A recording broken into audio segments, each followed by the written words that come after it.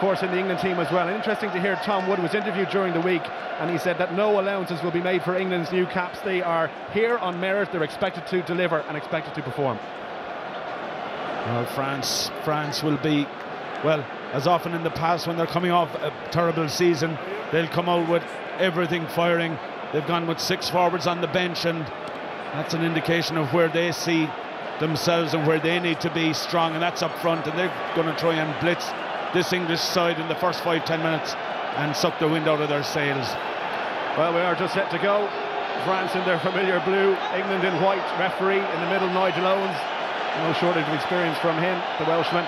Alain Roland from Ireland, and South African Stuart Berry are the touch judges, assistant referees. The television match official is Jim Ewell from Scotland, and a role that's just grown with importance since the new rules have come in regarding TMOs.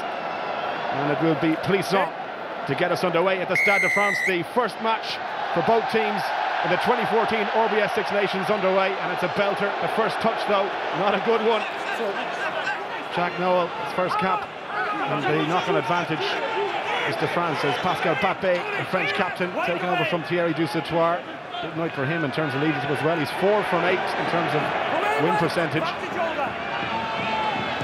Grubber kick through from Plisson on the outside. There's Rouget. Rouget bounces up. Beautiful from him. He's going to be over. It's a try for France and a perfect start for Les Bleus. And listen to the Stade de France. It's taken 34 seconds and we have our first try from Johan Rouget. Well, what an opening from France. And we spoke about the need for confidence, a confidence boost. And boy, do they get it. 30 seconds on the clock.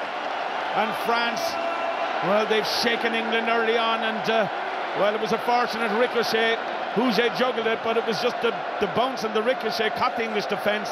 They're in, and from France's perspective, the perfect start and confidence boost to set them off. Well, what a start from Plisson. The Grubber kick timed to perfection. He got all the taps in the back there. Rouget finished. He's expected to do that, but a beautiful kick through from the young French fly half. And what a start to this game. France 5 points to the good, and the conversion to come. Well, and significantly in the opening, you know, couple of seconds, both new wingers for England caught. Noel not dealing with the kickoff. May caught there by the bounce. Oh, Jean-Marc Toussaint, look from this angle, Ralph, that was going over. He's yet to be on a winning French side in 5 caps, and he's only missed 2 kicks at goal all season. Well, yeah, he's at a 92% success rate, that guy. And even though it's his Six Nations debut today, alongside with, of course, debutant number 10.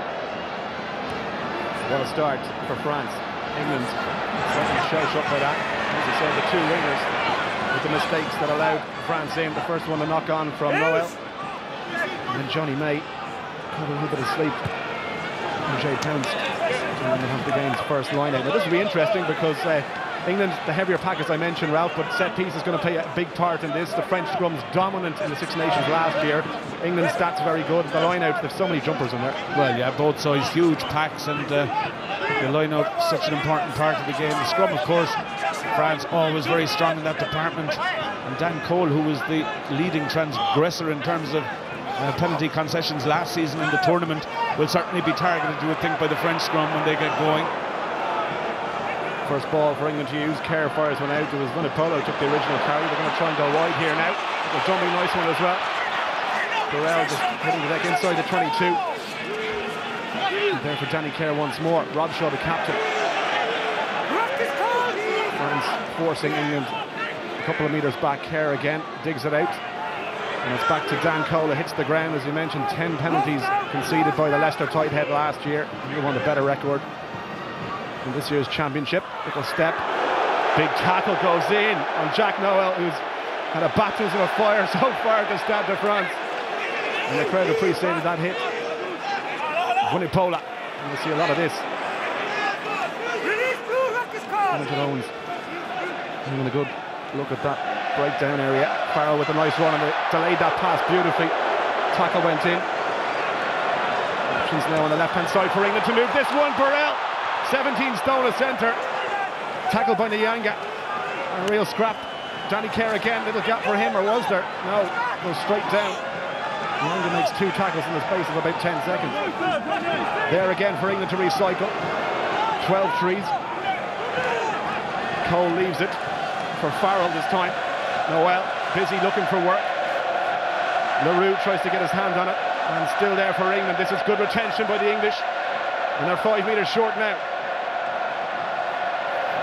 Danny Kerr.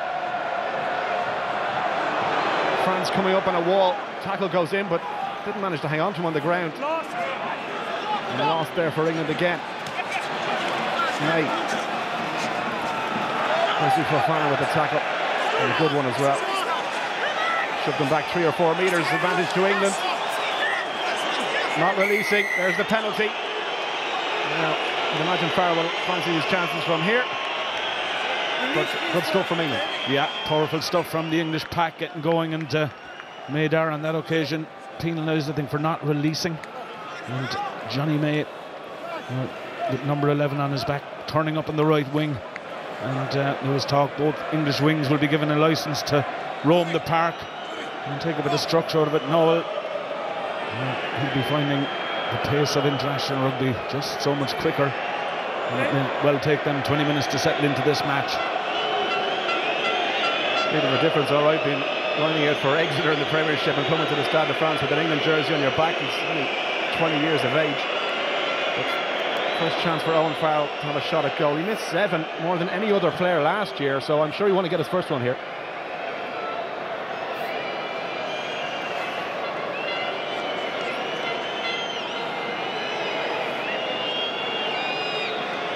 No wind, perfect kicking conditions.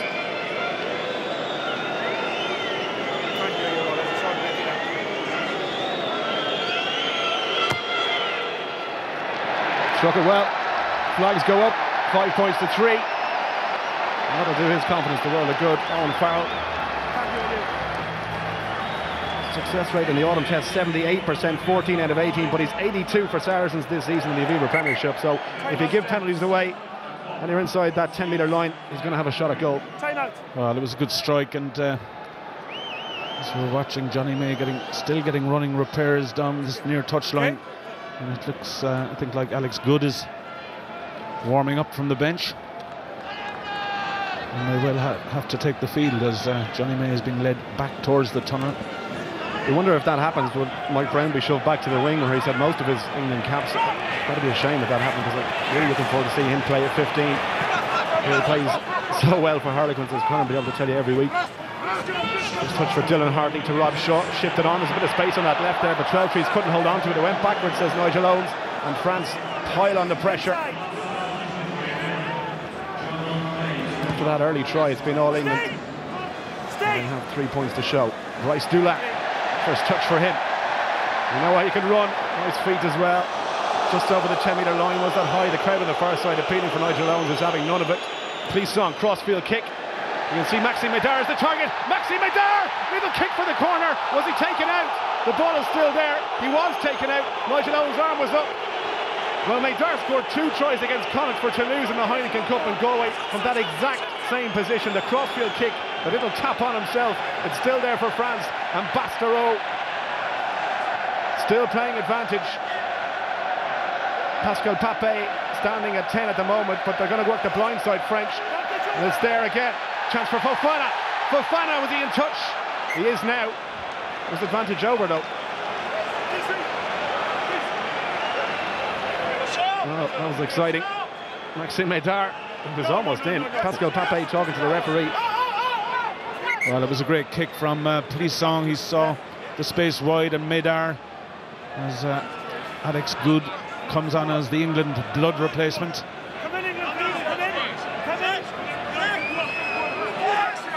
And he has, in fact, it looks as if he's taking up the position at full back with Mike Brown gone to the wing. Solid from England, it's gone loose, just as I said the word solid. It squirted out, but it was knocked down by a blue hand, so advantage is to England.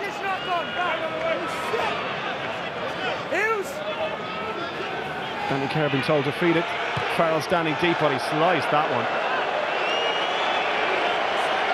Well, again, this question over the advantage rule, there's been a few debates about what actually constitutes advantage. He did call advantage over, but that can't reasonably be said to be advantage England. Well, you know, the French player should just have deliberately, you know, knocked on or something to take that penalty to indicate that they wanted to take it. And the chance was lost by France, but they put in. Good take as well from Yannick Nyanga.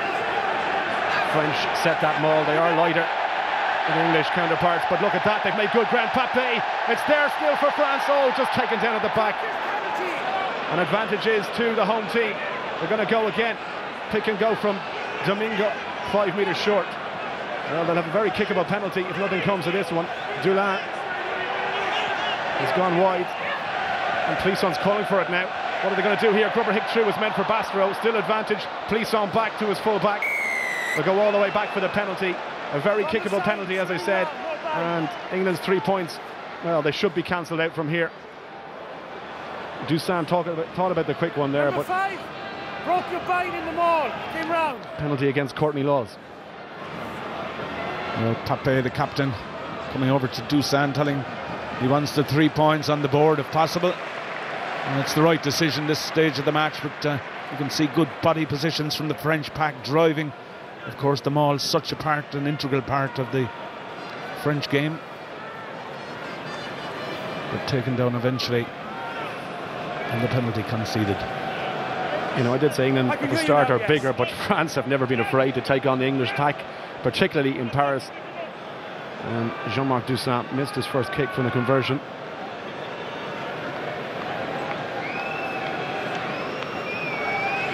Just to restore the 5-point lead. Well, straight between the posts. It wasn't as clean as the strikes, actually, but he'll take it. 8-3 France. Yeah, and a fair reflection, I think, in the start so far, opening period of the match, and Dusan making certain on that occasion. Of course, made his debut in a World Cup final for France, which is a record. Yeah, it's incredible, really. One of the many strange decisions by Lièvre Vermont. Rouget, a try score, bundle into touch, so it'll be a line out to England on that far side. Couldn't do anything about it. Mike Brown, as I said, switched to the wing to accommodate Alex Goode, who's come in for his 14th cap. Well, Johnny May gets sorted out in the treatment room, but England here with a chance to attack. And got good ball from that line out. Danny Kerr passed in behind to Vunipola. Tackled by Plisson. It was a good tackle even from the young fly half there. Had to put him down. And another good hit from Wesley Fofana. Still English ball. Rob Shaw. Pascal Papé trying to haul him down. Right in front of the post now. Options on both sides for Kerr. Farrell calling for it. Little step from him, passing behind. There's an overlap here. Vunipola couldn't hold it. Chance to clear, and France are after it. Rouget. Foot race, won by the English. There was a gap on that far side. If England had kept that ball to hand, Dan Cole picks it and Nyanga makes the hit. Play all the way back on England's own 10-metre line.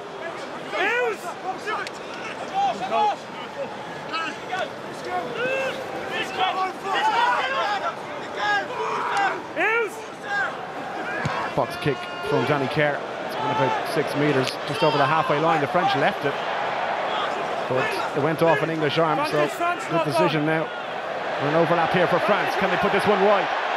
Nice hands. Bastareaud needs to straighten. Grubber kick through. Not a bad option, actually. Médard's after this one. Goode has to come across.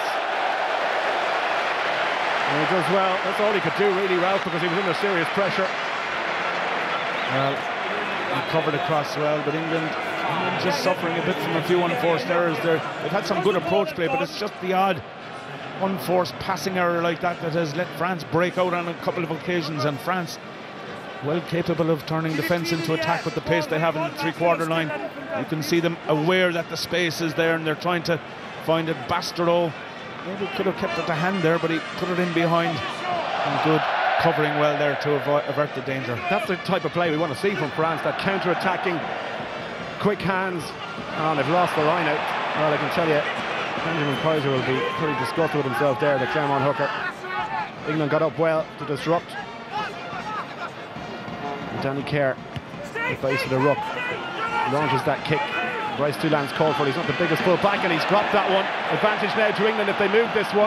There's massive overlap on the left-hand side. France scrambling to get across. The kick from 12 trees. Was it the right option? We'll find out. Huget has gone back.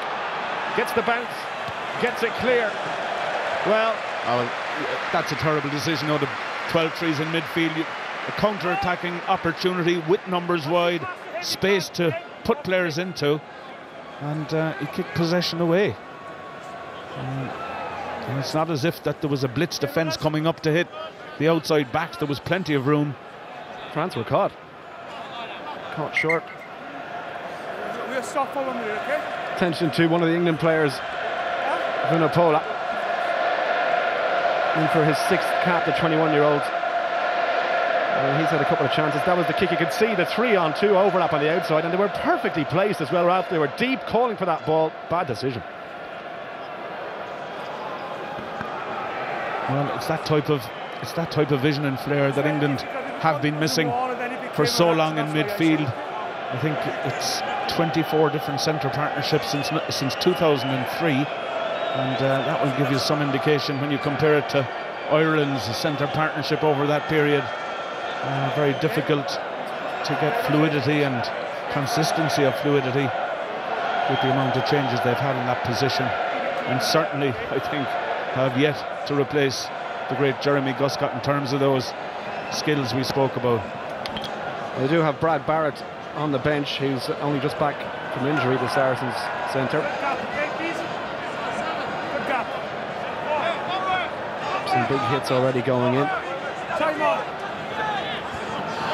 And back underway. I think the line-out has been very effective so far. Stolen one from France, their own one secure. Set that maul. This is where they're using that power. We know that they have Launchbury in there, Laws as well. Dan Cole, Rob Shaw leading the way as captain. Danny Kerr wants another effort. And they go. Tackle this time from Domingo. A pretty half-hearted one though. On Tom Wood. Pick up from the England captain again. I'm happy to set it. Kerr getting instructions now. Drop goal or crossfield kick. I thought Farrell lining up the drop goal there. Doolan is underneath it. He had to take that. Big tackle went in. Did well too. He was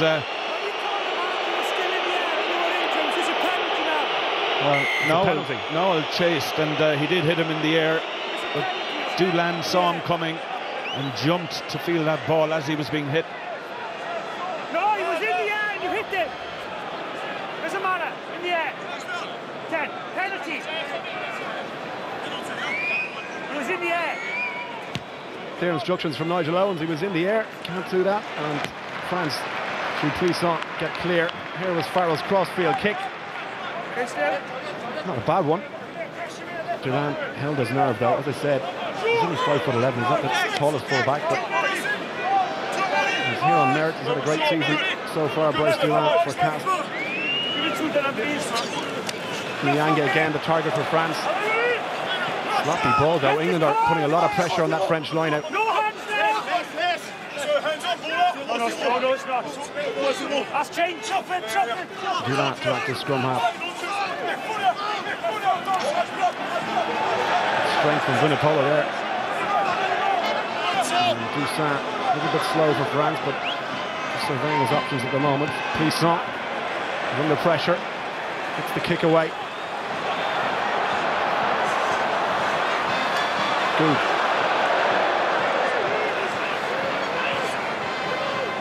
There for Danny Kerr. Not a good pass though. 12-3s. Did he hang on to that one? He did. Nigel Owens' hands are down. Good pick off the floor by the centre. And there for Farrell again. Options for him. Tom Wood stopped in his tracks. Has come back on the French side. They've managed to steal this ball now. Can they react to it? Nianga looking for the pass in behind the Bastero. Little step from Fofana. Huget tries to go on the outside. He's gone on the outside and away as well. Bryce Doolan. Pick up France. Oh, they kick over the top. Was he taken out? No. The ball's going to bounce. Huget's in again. What a try from France.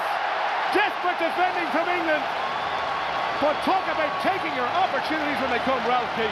Well, that's exactly what France are about today so far. They're taking every opportunity that's come their way. The English line-out starting to grind the French down, but in loose play, France are getting the benefit. Well, maybe the bounce of the ball as well. And Dulin, when he was taken out, there was some good defence tackling-wise, but the turnover came from, I think, Tom Wood. Spilled the ball, and Fofana trying to dance outside, feeds Huget, who gets outside and keeps the momentum flying, and Dulin does very well here. I think there was no malicious attempt there by Brown. He was just standing in his position, but a comedy of errors there at the end, and Huget, well, he's in, and France, you can just see that confidence building. They're happy to run, they're happy to counter-attack, and Yannick Roux, he knows that perhaps France have found that spark that can carry them through here in Paris. You have to say as well, you feel for Jack Noel. In his first cap, he was at fault for that try as well. It was the conversion attempt from Dusan. He's 1 from 3. That's not going anywhere near. It's a 13-3, 10-point lead for France, and 2 tries for that man. Brings his tally in a French jersey to 5 overall. But I mean, it's the ideal start inside 20 minutes. We see it here again. Beats good on the outside to get that pass away to Dulin. And watch Jack Noel here. Should have done better here, Ralph. The bounce. Well, he's totally deceived him. Totally beaten him hands down, and that's just nightmare start for a young player to see that happen, and he knows the minute it bounces back over his head, Huget is gone. And the ball's gone out in the front, Owen Farrell kicking himself, and they take it quickly, the French. This is the France of old. I don't want to curse it by saying French rugby is back and alive and well, but certainly from what we've seen so far, they're having a go at England at every opportunity. Bastereau runs into Burrell. Interesting battle there, both 17 stone centres. You don't see that too often. Ball was out and England came through. Plisson did pretty well. Yannick Yanga, well, not an orthodox kick, but it's gone into touch with the aid of the bounce, so it'll be a line out. Bit of afters there between Wood and a couple of the French players. He's surrounded now, Tom Wood. Whereas Plisson was in the thick of things. No punches thrown, just emotions and tempers boiling over him, but as you'd expect between these two countries, don't call it a crunch for nothing. Well, I guess there is a call if anybody touches Plisson today. I think they were all in. Absolutely. Very, very quickly. And Tom Wood breathing heavy after that encounter with half the French pack coming at him. You know, Plisson, I suppose, you understand Philippe Sonandre kept him away from the media all week. Listen. You stay there, don't go anywhere. Stay there. Go and stay there, please. Both of you stay there. You've got anything? Take a look at what started it. Number 8 has certainly got involved when he Okay, okay. They're going to go up to Jim Yule, Jim, television match official for this one. have a look at what caused that. And if there's anything in, show me again on the screen and have a look. Otherwise, I'm just going to speak to 8 and 6. I was watching the two lads. It didn't seem to me like there were any punches thrown. But we might get a better angle on it here. There was Plisson. He took the hit from Wood there. And that's what started the whole thing. He went on the ground. He wouldn't let go of Tom Wood. You see the tackle goes in here. I think he just took umbrage with that, Plisson.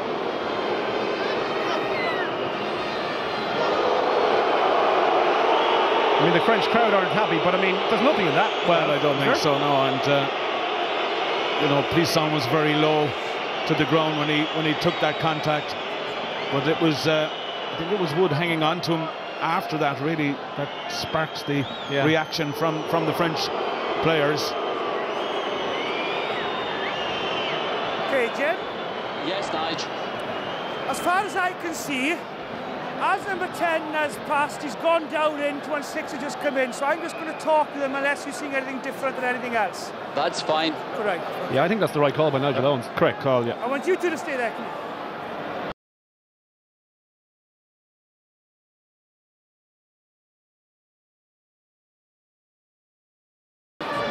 Back you go, please. You go back now. Go back. You two, when the whistle goes, I don't want you grasping like that again. It doesn't look good. Well, what a debut he's had so far. Plisson has been involved in everything that's gone well for France.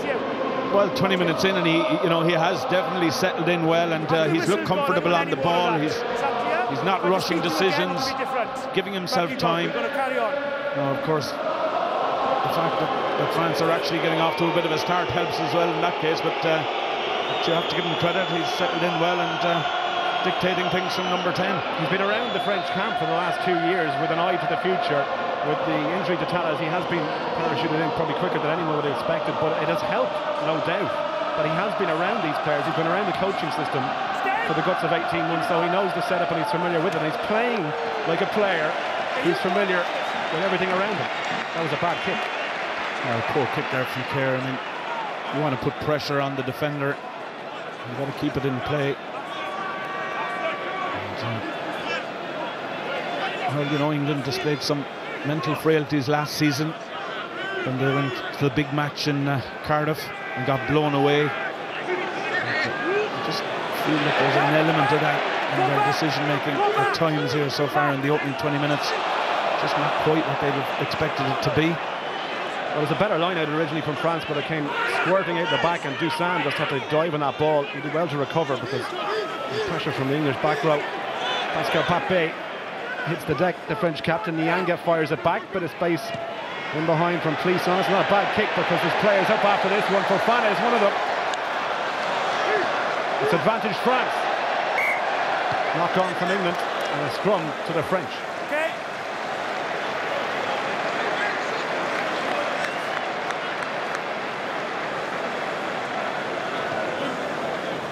If you go through the stats from both teams from last year, France finished ahead of England in a lot of them, despite the fact that England finished second in the table. They had more possession, a better scrum success, tackle count, more defenders beaten, and better at the rucks as well. So it was difficult to separate them on paper. The issue for France at times was just when they got into positions where they could have scored tries, they couldn't take those opportunities. Well, they're taking them today so far, and confidence, and it's easy for that confidence to spread throughout a French team, particularly in Paris. And many teams have been on the receiving end when they find that spark, and they just keep coming at you, waves of blue. Well, there's the scrum success, and was it against Dan Cole? Enemy number 1 for the referees last year. He didn't look too happy. Dusan surely will have a shot at goal here. He is 1 from 3, but the 2 he's missed in fairness were right in the corner, and Dan Cole gives France a chance to stretch the lead.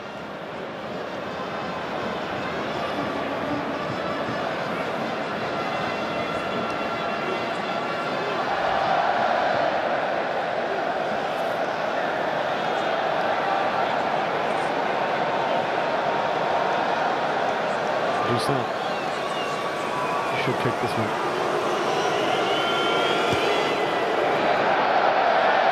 Crowd like it.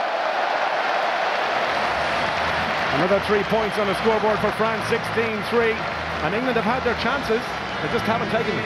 Well, they haven't taken them, and they've had their line-out has been excellent so far, but they just haven't been long enough in the French half to make it count. And when they have got that 1 or 2 chances, poor handling has left them down. But it's still a fair reflection, I think, on France so far in the game, the way they're playing with purpose and pace. And they're just copying the 3 quarters a bit on the hop. Messi again at the breakdown. Piquemo took that ball originally, but it was sloppy stuff and allowed England to come through. And if they keep getting chances, you'd imagine it won't be long before they take one, albeit their try record last year was atrocious. What a tackle. Bastero. Look at the strength in the outside centre. Wood. Fofana. The 2 French centres have been brilliant in defence so far. Penalty France. Well, that's again 13 and 12 for France, putting the hits in. England can do nothing about it. Yeah, very strong defence from the centre partnership, and not letting any holes there for England to break through. I mentioned Bastero, just over 17 stone, most of it in his backside, I think, the way he runs. Well, he's a good guy to have in defence. He's certainly not from the French centre school of silky skills. He's route 1. Clisson hasn't found touch. Not a good kick. The first mistake by the young fly half. How far is this one going to go? Not far enough. Just sliced it off the outside of the boot. Puts his hand up. Yeah, they had one mistake, I suppose.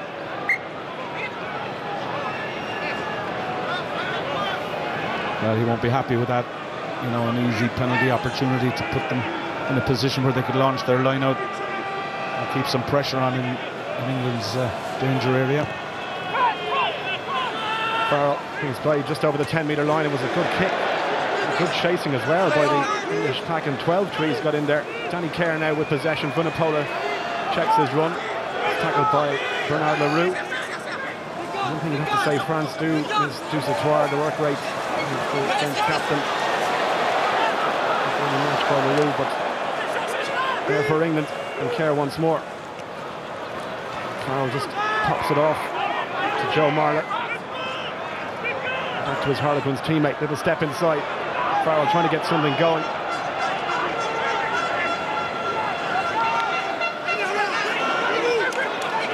Leroux trying to make the tackle there, but bounced off. Fans told to leave it on the ground. Kerr to Vunipola. Back to Farrell. Courtney Laws ships it on to Mike Brown. Nowhere to go but back inside. He's shoved toward the touchline. A little pop on the outside to Good. Good almost through for the tackle. He is! Oh, he couldn't hang on to that ball. It went forward. It won't count. 12 trees dives on it. But lovely stuff. And he did everything right there, Ralph. Just couldn't keep that ball at the crucial moment. Well, he found the smallest bit of space down that touchline. Good, and thought he was in, but Laws just didn't fix the defence. Sujet, and you thought the chance was lost, but a great offload there from Mike Brown, and Good getting inside the cover defence and just loses it with Brown outside him and 12 trees inside him. It's a couple of times now England have had that try line at their mercy, but either drop balls or missed passes have cost them, and you cannot afford to keep giving opportunities up like that against France, playing as they are at the moment. 6 handling errors for England after 26 minutes, just the 2 for the French. I think that tells an awful lot about the story of the match so far.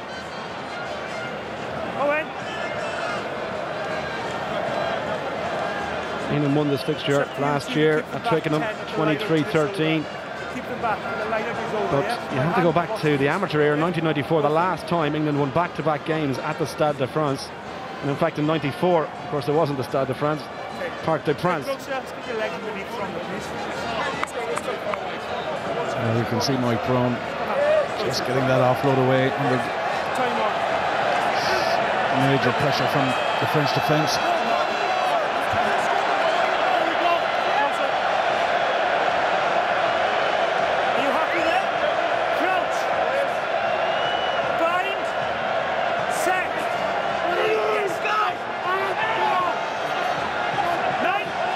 Solid scrum from France. It's gone down on that far side, but it's there to pick for Piquemol. And Bastereau has been asked to carry and make a couple of metres, relieve a bit of pressure.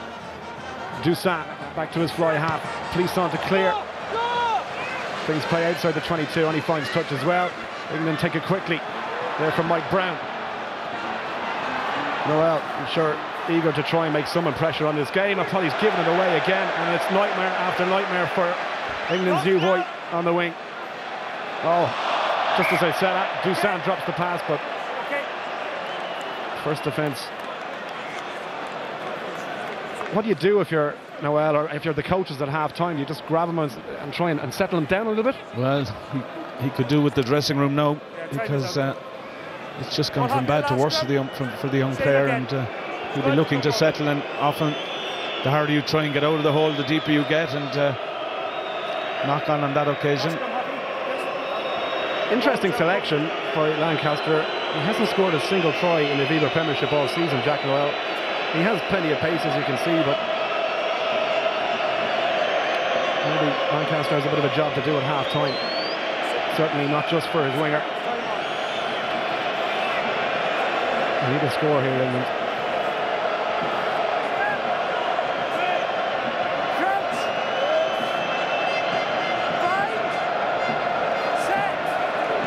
Last couple of scrums haven't gone well for England. To see Dan Cole is under pressure again from Domingo. Okay, I know this will come out. Yes, I know. We all need to help each other here and get your legs underneath your body stronger then, okay, if the pitch is going to go like that. Let's not use it as an excuse. Domingo's given away almost half a stone and a half, I should say, to Dan Cole. Bind. Set. Interesting battle in the front row. Kerr with the feed. Pressure again comes in from France, and again they get the penalty. Well, it's amazing, really. Domingo, 5'8", 16 stone 11 against 6'3" and 18 stone, and he's coming out on top every single time. Well, you could see his body position. He was in under Cole immediately there, and had him in all sorts of trouble.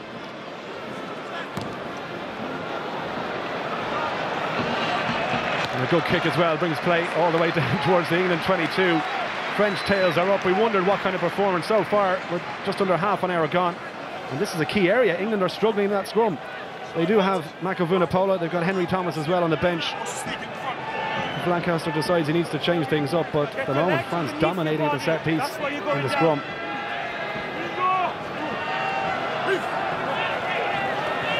England contesting.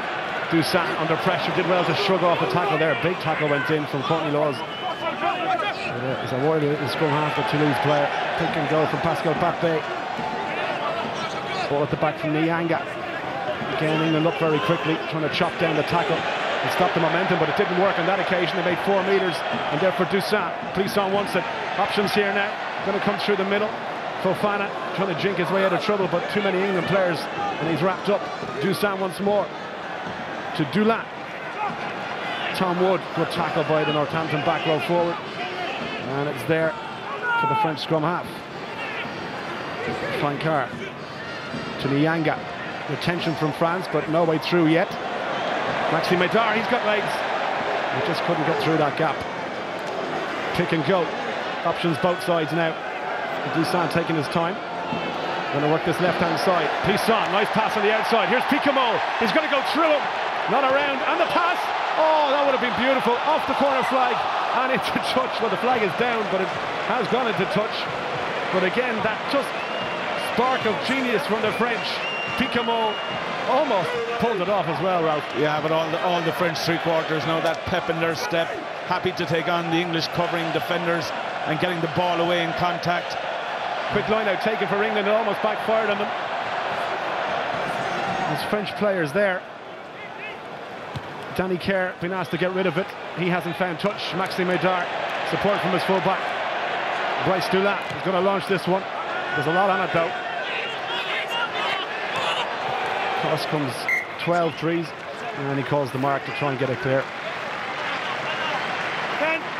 Now Sebastian Chabal and Morgan Parra, interesting spectators. You don't often see those two, particularly sitting in the stands together, but I'm sure they're enjoying what they're seeing so far.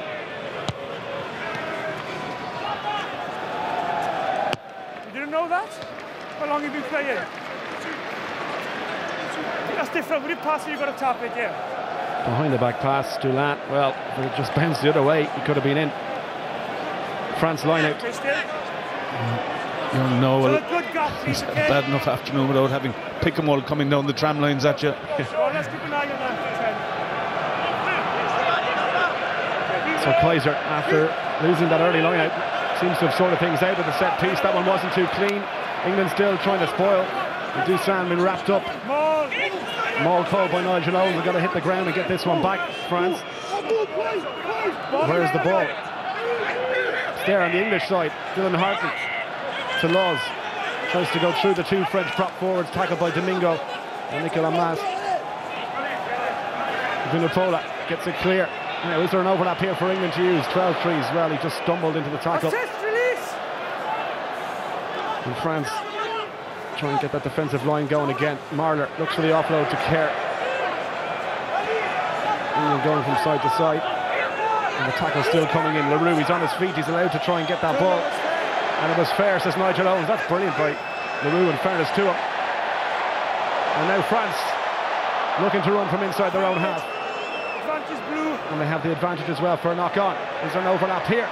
Nyanga given that pass. Still going, Nyanga, beautiful spin, and he's into the tackle, and he's still going, Nyanga. Oh, the pass straight to the English player. Farrell, little dink over the top. And you can't take your eye off this one. And eventually, the safety of the touchline, we can catch our breath. Well, you're looking for the counter-attack now every time France get possession, but England, for my money, they're just trying to play a bit too much rugby in their own half, and you know, with the power of their line out, they would do well to find a bit of territory settle their team down a bit, because at the moment it's France who are playing with the bit of flair and finding that space. Nyanga brushing off the tackles here. Really should have been dealt with long before he is. Really has stepped up today, though, with the absence of Dusatoir. He's the experienced player in the back row. Along with Pickmull, of course, but he's 30 years of age, the Toulouse man, and he's having a brilliant game so far, defensively and making himself available for passes at every opportunity. 7 minutes to go to half-time now. 16-3. England need to get something here, but they're just being outplayed at the moment. Pascal Papé, the captain, trying to rip that ball as he got his hands on it.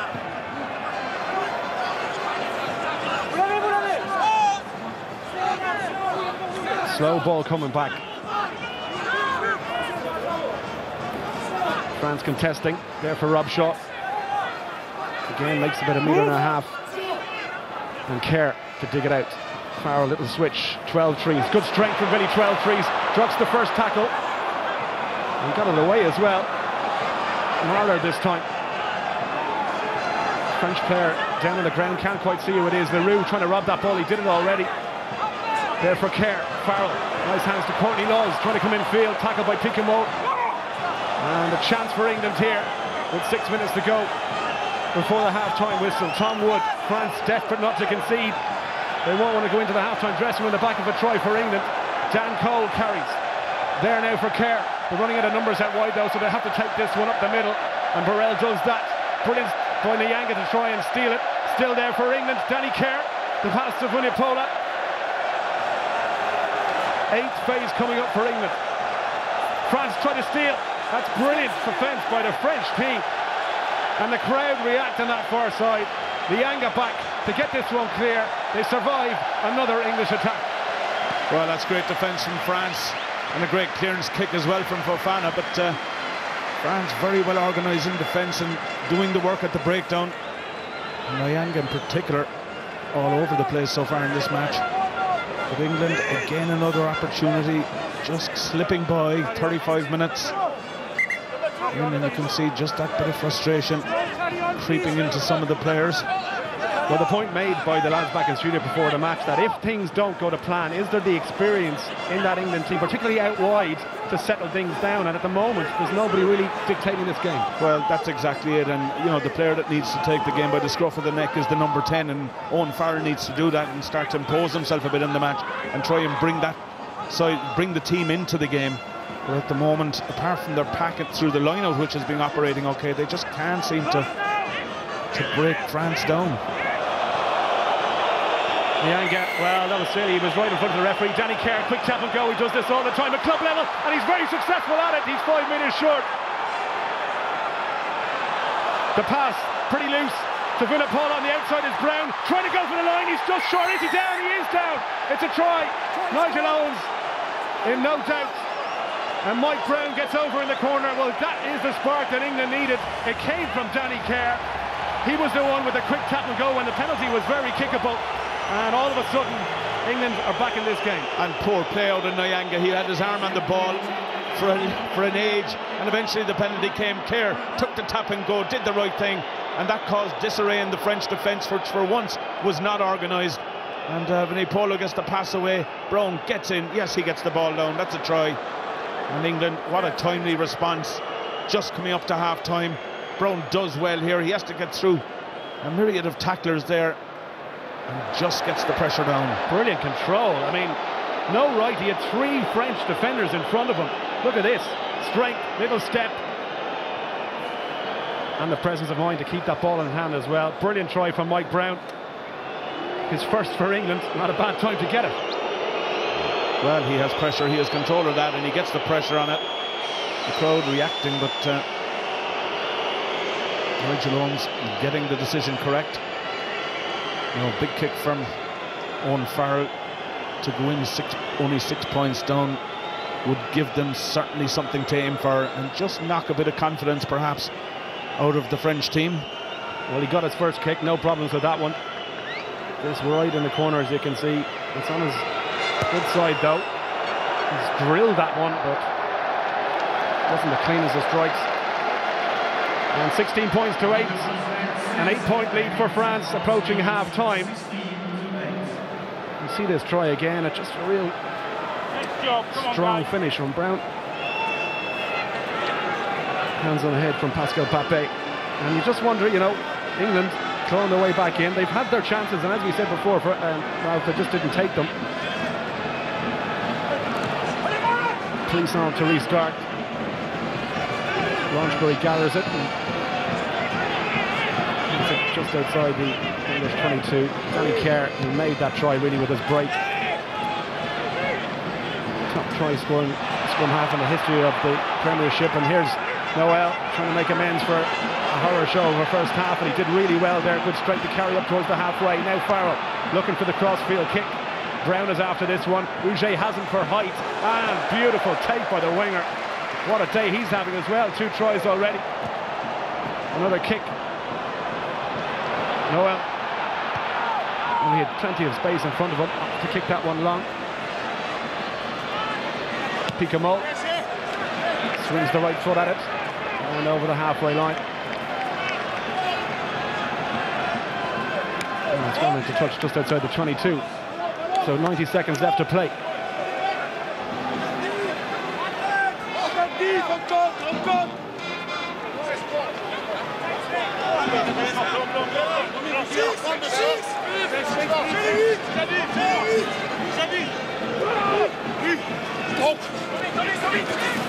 Got a take from Rob Shaw.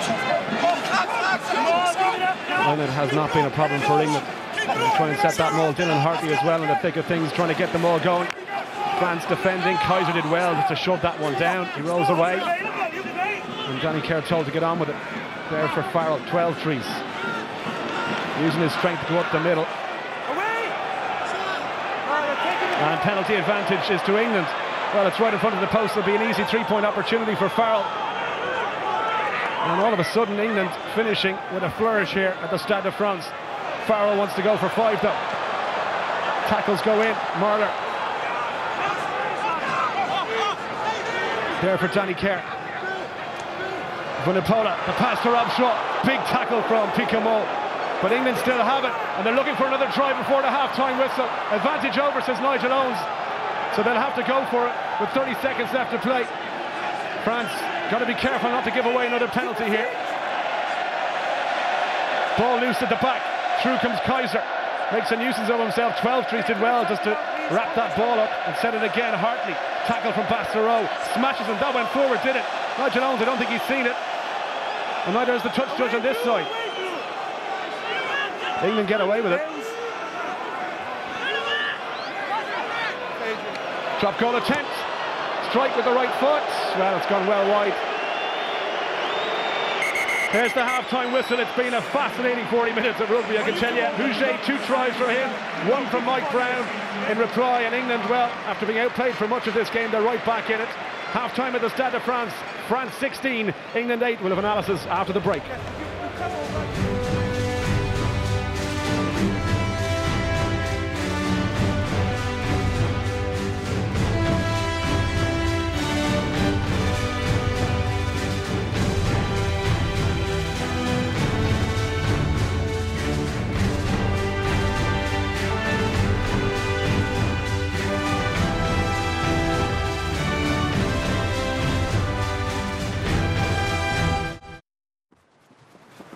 Ulster Bank, dedicated to the strength of Irish rugby.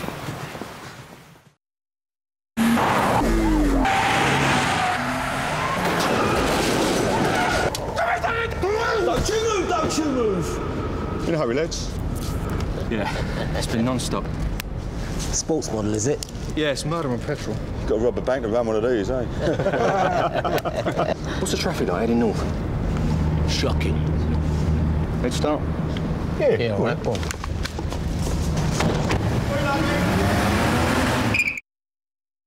With Horizon TV, there are over 20 HD channels.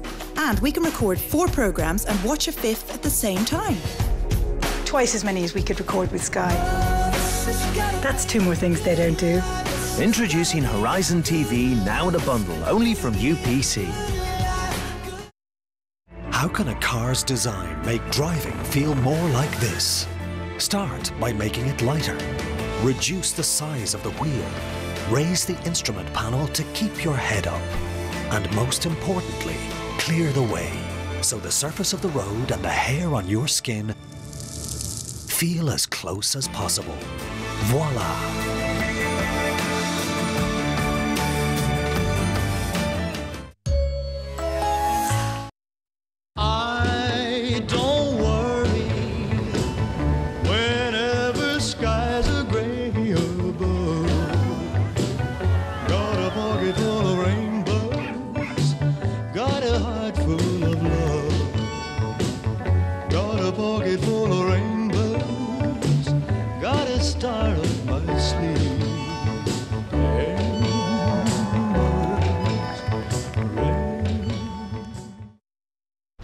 Guess what I want? Okay. Bye! Nescafe Azera, barista-style coffee with finely ground beans. I'm back! Lovely. You even put it in my favourite mug. Nescafe Azera, instant barista-style coffee. Here you go. Cappuccino, mate. And your latte, Mum. Dad, Intenso. My favourite mug. Try new Nescafe Azera cappuccino, latte and Intenso. Ulster Bank and the RBS Six Nations.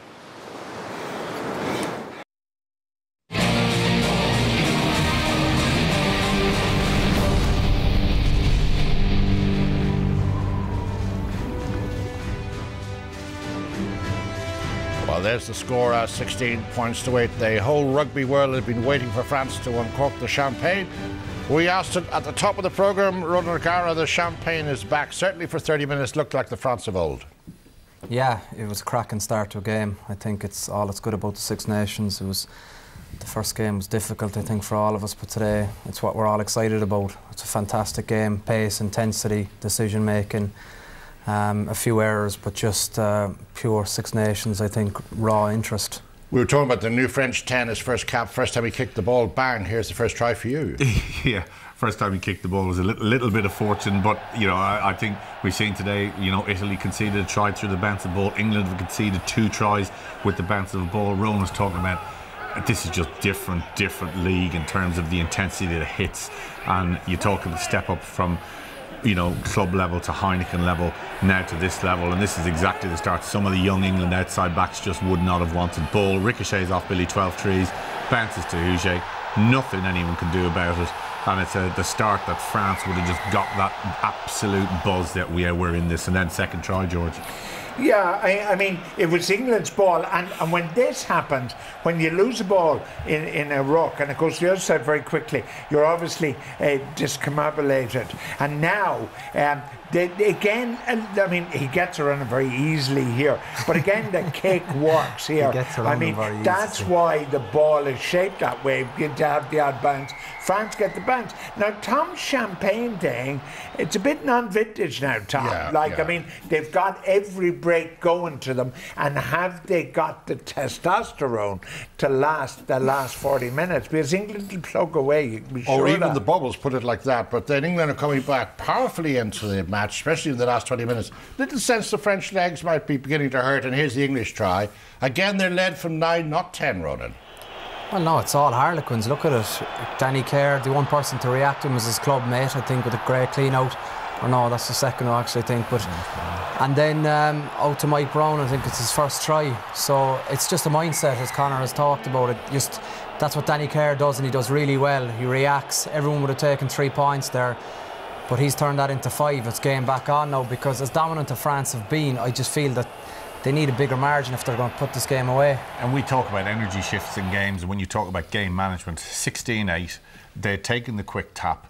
That's when you wanted Owen Farrell to a penalty at half-time, just killed ball. This guy would have just got the ball and thrown it down and said, I'll take 3 points, please. I keep asking this, where is Mr. Farrell? He misses the conversion, he misses the drop goal. He's been absent all during that first half when England needed leadership. I don't mind missing the drop goal, because at least he's actually taken responsibility. What you want is the brain to go. It's 16-8, he'd missed the kick, that happens. But then you go, listen, penalty in front of the post. If they had gone in 16-11 after that first half, I think Tom, he has been there. I think the one bit of criticism perhaps would be at the end, because France were so dominant and they've had probably 2 or 3 purple patches. The fact that if England could go in 16-11 away from home, having had such not a big emphasis or a big part of the game, it was so much to play for in the second half for them. All right, thank you. Stop you there. There we are. 16-8 in Paris, all to play for. A fabulous game.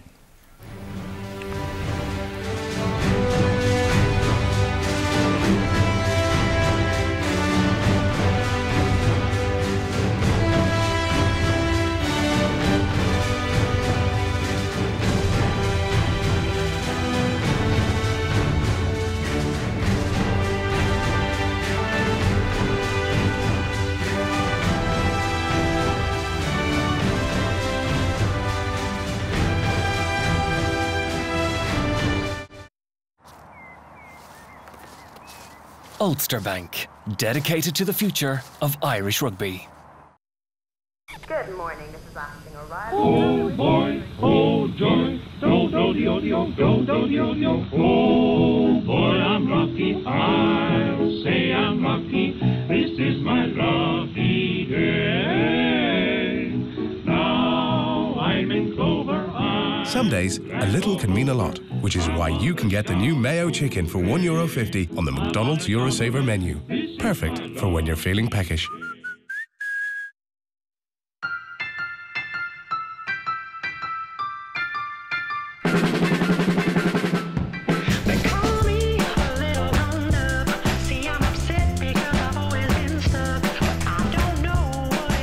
Thousands of people all over Ireland have shaken up their TVs and switched to eVision from Aircom. Shake up your TV and get over 45 of the channels you love for an incredible €10 a month in a bundle. Sign up today and get it free for the first 6 months. Shake up your TV for just €10 a month. Switch to eVision today. Call 1-800-503-303. Employers, time to get moving. The P35 deadline is February 15th. Take the easy route through Ross at revenue.ie. Directions: call 1890 25 45 65. Avoid penalties, a possible tax audit or even criminal prosecution. P35 deadline, February 15th. Amazing DIG electrical savings continued this weekend with incredible offers. Save $130 on this 39-inch Blaupunkt LED TV and amazing $319. Save $50 on this 9-inch E-Star Zoom tablet at €79. Save $60 on this Zanussi Slim Depth washing machine at $259. And this Fujitsu laptop bundle now its lowest ever price of $389. That's incredible offers this weekend at DIG Electrical. Thousands of people have switched to eVision. Have you? Call 1-800-503-303.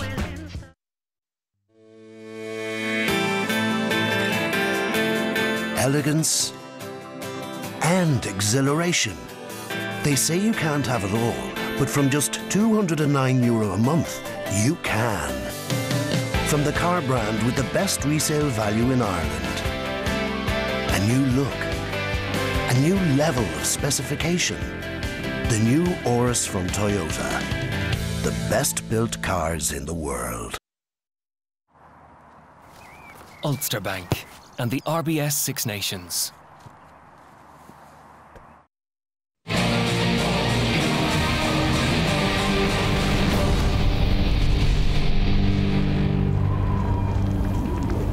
Now back to Paris in a moment at half-time, but coming up for you on Monday against the Head 8 o'clock, reviewing and looking back at the first Six Nations weekend.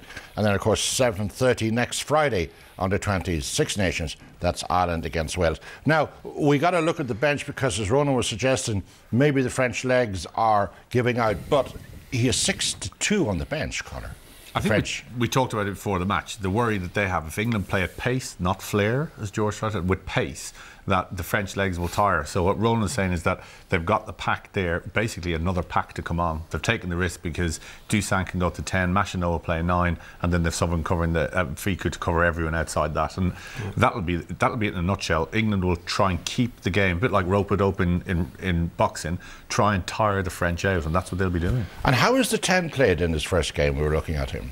Yeah, it's been great. I think, you know, it's your day when after 30 seconds you probably have a bit of a miss hit that ricochets off and into his winger's hand. You know, that's a great start from. But he has been good. He's missed a touch, I think. But other than that, I think he's been solid and he's grown into the game. And George, can you see England coming back into this game? Maybe there's 2 scores.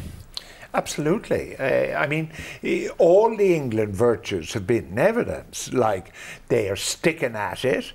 They're hard to beat. They won't give in. I mean, I said right at the beginning, the team is in the character of the coach. That's the kind of guy the coach is. But is that enough to win this game against the growing French flair? Well, I mean, France have got every break in the first half. What happens if they don't get any breaks in the second half? All right, we shall see. And we shall see what France would bring off the bench and indeed what England have on the bench. The Six Nations 2014 poised perhaps at this moment at half-time in Paris. The French are in charge, 60 points to 8. Back to Hugh Cahill and Ralph Keys. Thanks very much, Tom. Yeah, you've just mentioned bench. We have a substitution on the French team. Antoine Bourbon has come in his debut in the back row, which means that Bernard Leroux has gone off. So, straight swap, Antoine Bourbon for Bernard Leroux, and that's the first throw of the dice, really, from Philippe Saint-André.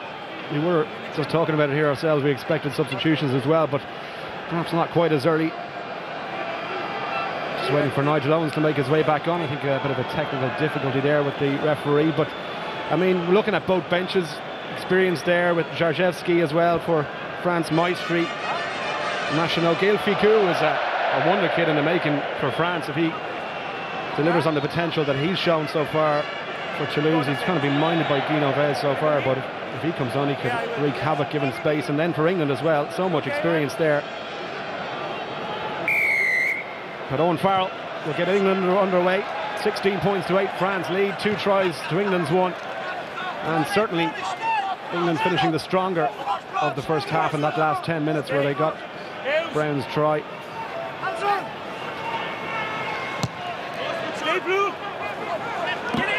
decent kick as well. As far as Vunipola, who's wearing no number on his back, change of shirt for him. Rough and tumble of the first 40 minutes obviously took its toll, but that's a really good kick. It brings play well inside that French 22. I mean, if you're Philippe Saint-André, you would be praying for that half-time whistle, Ralph, because England finished much stronger. Absolutely, and you know, right in the start of the second half, they do exactly what you want them to do: stick it into the corner, put the pressure on the French throw, and they found the space. But importantly, England are building the pressure through their line out in the very part of the field that they need to be in. So Kaiser to throw. Line out works very well. Lianga, another take from him, has been used several times in the line out in this game so far, and France mauling their way towards the 22-metre line. That's good stuff by the pack. And Dylan Hartley being told to leave it. Listens to the referee for a change. And Toussaint gets it clear over the halfway line. Noel to Vunipola.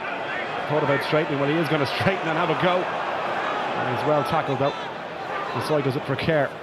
Farrell attacking the gain line now. Brown, already one try to his name, cuts inside. Brown, brilliant runner with ball in hand. Danny Kerr just delayed the pass a little bit, but it's there for Vunipola. France are stretched here. There's options on the right hand side. English tails are up. I can tell you they're going to go right. Chance here, keeping ball in hand, overlap on their right hand side, step inside from Good. He almost got over at the end of the first half. He stopped just short here. There for Kerr. Laws, well, he's just short as well. Danny Kerr goes right. Farrell, little chance for Farrell. Almost at the line, he did well to get it away as far as Hartley. Picamol, and it's advantage to England as well. Hartley a metre short. France offside, Kerr gets it away. Will be advantage. Still played to England. Danny Kerr there, is he over? He's down, is he? They're going to go upstairs. I think he might have got down. It's hard to tell from this angle. He has ball. You were offside in the We'll go up to Jim Ewell. I have to say, first impressions, difficult to tell, Ralph, but it looked, if he had that ball, that he was down. Well, either way, it was powerful build-up from the English side, going at the heart of the French defence, and you can see him twisting and turning here. And don't think he quite makes it to that point. Well, it looks like it's just short there, actually. Well, it's hard to tell from that one. If it touches the line, it's a try, but let's try and get a better angle. Only after I put the time on. Won't be able to see it here. Does the ball touch the line with care and control? It's not down there. It's on the ground there, but is it on the line? Well, you can't see for definite from that angle. You can't give it, can you?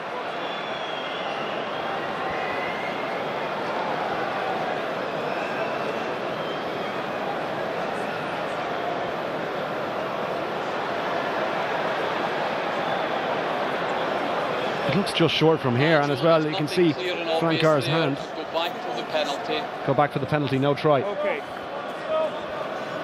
No try. Back to the penalty, offside. So they don't have 5, potentially 7. They have a chance for 3 if they choose to kick this one. Owen Farrell. It's not an easy one though. Alain Roland on that far side. Keep pushing back, please. And they're going to have a shot at goal. But I suppose, well, they have, you know, it's early in the second half. They have France on the rack, you know. Was it the moment to go to the corner and build that pressure through what has been a dominant English line-out so far? And but they're going for the points. I mean, France do look a little bit tired. I mean, just what the lads were saying, their body language out there, breathing quite hard. You wonder, more substitutions are needed. But Farrell has a chance here to make it a 5-point game.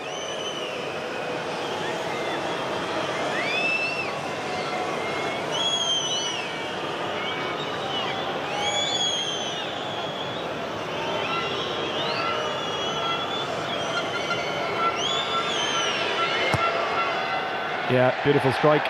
Straight between the posts. 16-11. England have the first points of the second half, and they are looking a lot more confident and capable than they did in the first 20 minutes of the Stade de France. Time out. Well, and of course narrows the gap to that 5 points as France make ready the changes. Sarveski coming in, Maestri into the second row. And that's not going to weaken the bulk of the French pack by any manner of means. But maybe the younger Flancard just running out of a bit of gas in that French engine room, and Maestri, of course, well experienced. Well, that penalty makes Owen Farrell over the 200-point mark for England, and the 4th quickest player in English history to do so, after Wilkinson, Paul Grayson and Simon Hodgkinson. With a useless stat for you there. But it's Danny Kerr with possession for England.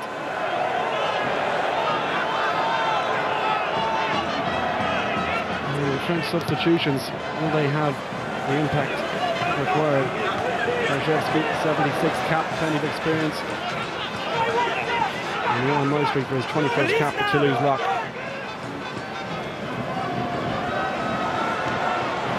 England up very quickly there. They knew how to take that tackle. And for Jean-Marc Toussaint.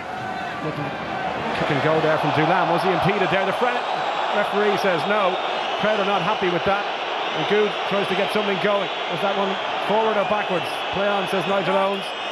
2 decisions that crowd aren't happy about. Turnover is fair. And France have robbed that ball on the ground again. Brilliant stuff. Toussaint appealing for the referee. It's back on the English side though again.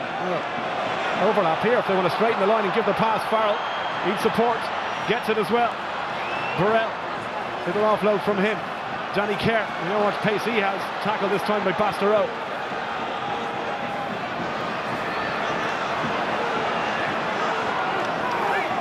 France contest on the ground. And the penalty is against England.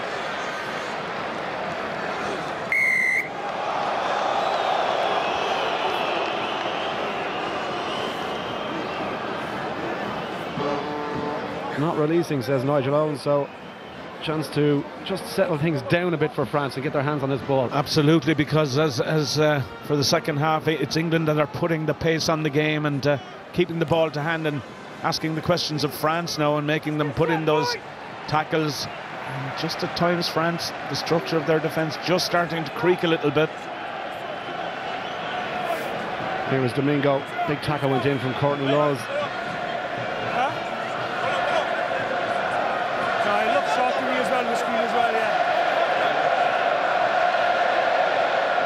Farrell, if he'd straightened earlier and given that pass, perhaps he could have made more of it. Burrell. Decent line out take. And the substitute, Johan Maestri, first real touch for him. And French maul England over the 10-metre line. This is good stuff from France. England desperately trying to stop. You can see Joe Longstreet there in the middle of it. Pascal Pape trying to keep the shove going. Krzyzewski is broken off. Well, they didn't get to ground, and Nigel Owens correctly giving the turnover, much to the annoyance of the crowd. But you could see Courtney Laws, he got in on Pape there and he just couldn't get to ground. Pickable, he's not happy either, but well, they have a chance to maybe make amends by going for this English scrum here. Yeah, it was an area they were completely dominant in the first half. A few penalties against Marler and Dan Cole. Big test for them here. Dylan Hartley as well, back in the England team. Keeping Tom Youngs out of the side. I suppose you have to give him a lot of credit for recovering from what was a pretty horrendous end to last year. He missed out on that Lions tour, was sent off in the final of the Aviva Premiership as well. But he's come back in, and he's so much experience. Absolutely, and like England building so much depth in there, particularly in their pack with Tom Youngs and Mako Vunipola on the bench, both Lions of course, and adding to that Tom Croft, Jeff Parling, both out injured. And there's plenty of experience and depth in that English squad, which they'll be looking to add to, of course, building towards that World Cup, making sure that they're all on song and keeping these players fit. I mean, there is this general thought in England that Lancaster is still building towards the World Cup with the new caps he's got today, but there's only 20 matches between now and the Rugby World Cup. It's not a lot of time left to experiment with new players. You want to be settling on what your idea is for the squad that will line out at the World Cup. Tick there from Vunipola, did well, was under pressure, and the scrum was turning as well. Back for Danny Kerr. Farrell took his time over that kick, launches the Gary Owen over the halfway line. Madar came for it. He's been quiet, Maxime Madar. All the action really has gone on the other wing, with Houchet getting 2 tries.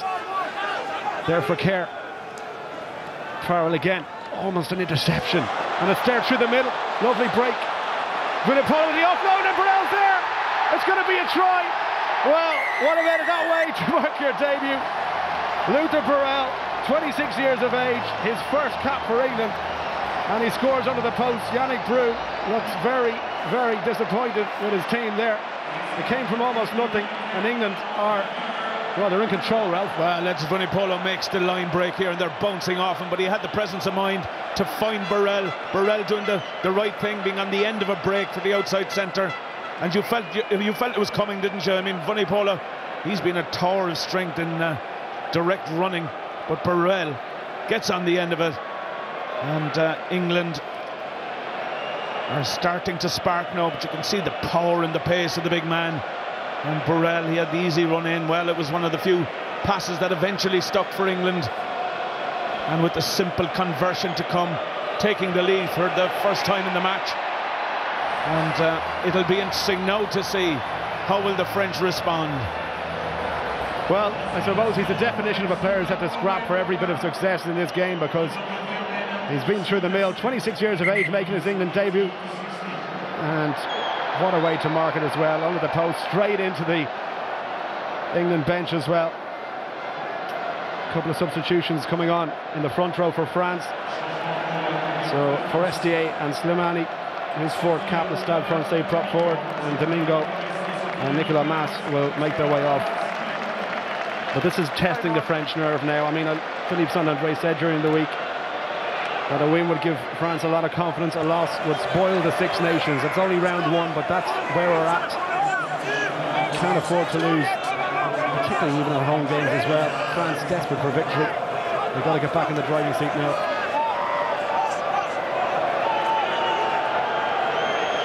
Danny Kerr, he's had a really good game. Dragged England back into this one. His tap and go. Setting up the try for Brown. He's been everywhere today. Yeah, Poussin, what's he got left in the tank? Yanga, little offload to Bastero. Now this is better. Fofana on the outside. Houchet, he's going for a hat-trick. Houchet back to Fofana. Almost there. Brilliant cover tackle. 12 threes, did incredible work to get back. The ball has gone loose. England pressure. Brown as well. Well, 12 and 15 for England. They've saved a try there.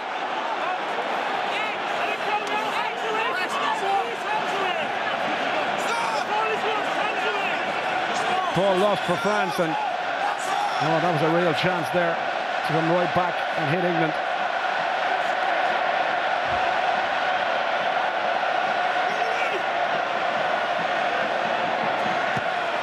Danny Kerr swings the boot at it. Will he find touch? No, is the answer to Yanga. Space opens up for him. Takes a big tackle. That was huge. I think Courtney Laws or Vunipola made that hit. Clisson. There for Żarszewski. Tackled in the middle. Options now left and right for Dusan. Grubber kick through. Didn't go to plan. Kerr got a chance. If it bounces up for him, he can pick this one and run in. Danny Kerr. Oh, he's dropped it. It's gone forward. They'll have the scrum. I wonder, should he have tried to pick it up for the first time, Ralph? Mike Brown and Doolan smiling at each other. That's a lost opportunity, and Danny Kerr, well, you thought there was a couple of moments where he could have taken the decision to pick it up. For once, the ricochet not going for Plisson. And Danny Kerr, he's looking around he says, knocks it on. And that was a great chance. But both teams starting to look, they want to go for it. See Mako Vunipola getting ready to come in as well. It's Marler who's going to go off, so Saracens prop comes in to join his brother on the England team. Really touch and go between Marler and Vunipola as to who would have started this game, but he's a big guy. Mako Vunipola, his 11th cap today.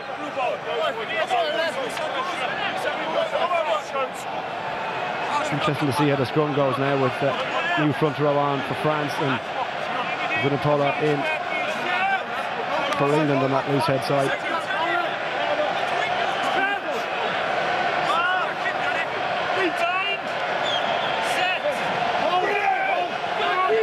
It's gone down on Vunipola's side. He gets back on his feet though, did well. Picamo off the back, needs a bit of help from Bastro to get over that gain line. And Dusan, well, he's taking his time. Pass back inside the 22. Plisson can't go straight out over the halfway line, and Brown has called for this one. He leaves it for his full back Good. He launches the kick. That's a good kick as well. Plenty of height on that one. Brown goes for it. Oh, what a take. What a take from Bryce Doolan. It's brilliant.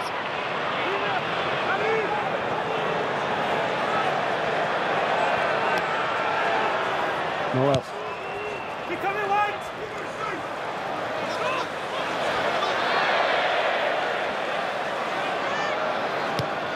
Plisson, he's got to chase his own kick because there's nobody around him. Gone forward, advantage to France. There's nobody out on the right here. England with the wall of white jerseys ready to defend. If they're going to go anywhere, they have to go left. Here's Dusan. He was a little bit slow getting to that breakdown. And the pace seems to go out of his game a little bit. Żarszewski, advantage over, says Nigel Owens. Ball at the back, it's gone loose again, but see Dusan is very slow getting to that breakdown, and it's costing his team because they've coughed up possession. Vunipola, Mako bounces off the first tackle and just over the halfway line. England taking it to France now. Still half an hour to play, plenty of time, but just get the feeling that England are on top. And the French need something. Big tackles going in.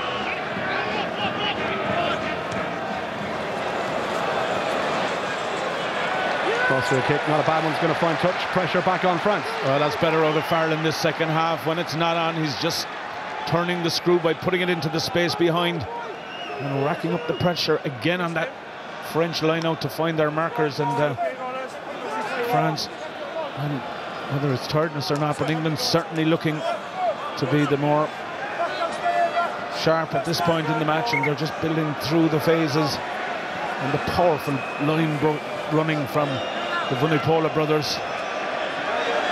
You just wonder if Maxime Machinot will be brought in soon. Dusan looks a little bit tired, unless he shipped a knock there, but he was a little bit slow getting to that breakdown on a couple of occasions. And France trying to forced their way out. Picamo with the offload as well. Lovely stuff from him. Czerszewski, he was not the quickest, but he got away there, and he kept his feet in touch, but the ball went in, and should be line out to England.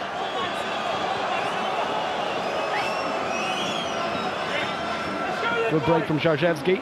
Nice offload as well from Picamo. Oh, Picamo was so important to them with his line breaks and metres carried. Showed a lot of pace here, Czerszewski, but just puts the foot in touch as he tries to present that ball.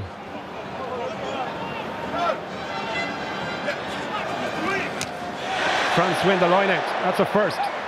England don't secure possession on their own ball. Chance now for France to have a go. And they're playing dangerously here. Bastereau tries the handoff. He's watched though, and a decent tackle. Dusan been told to use it. Pascal Papé, tackled by Maka Vunipola. Good hit as well. But look at that from Pascal Papé.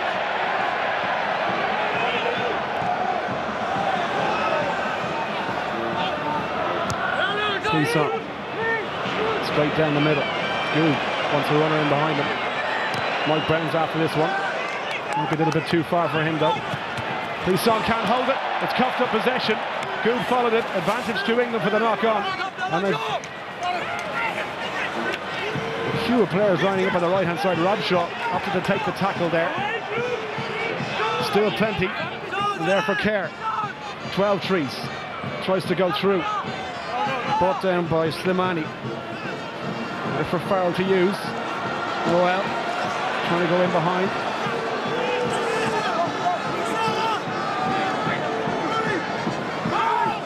Farrell calling for it again. Courtney Rose hits the deck. John Cole to act the scrum half. Not a bad pass considering.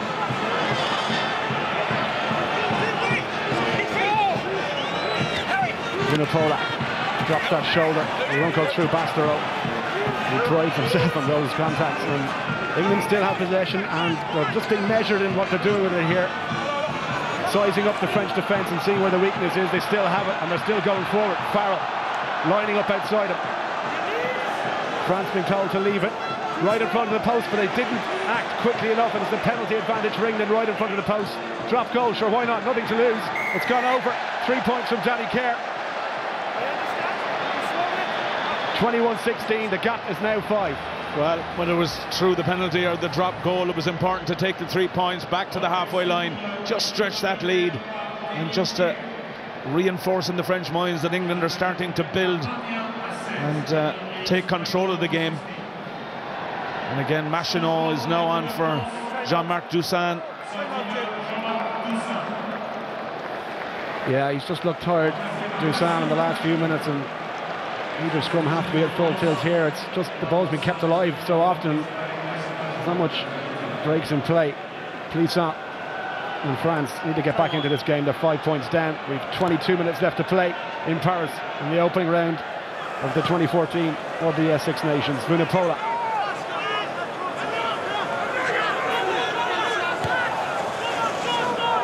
Box kick taken by Bryce Dulac. Needs an offload.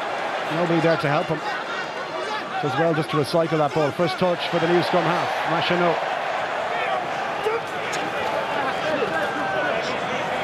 Maxime Nabar. Trying to get the pass away. Went forward. And everything that went right for France in the first half is going wrong in the second. Well, that's exactly it. Just as England in the first half were not sticking the passes, now it's starting to creep into the French play at the time when they most need them to stick.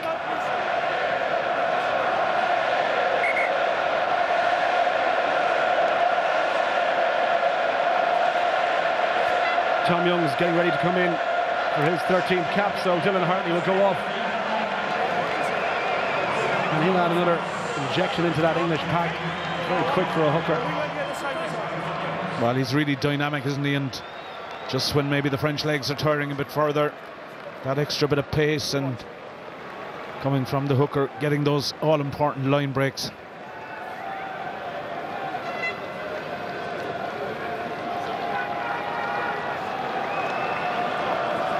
Well, the possession stats showing its own story. 63% England, And France leading for so long in the game. Just goes to show how the stats can lie.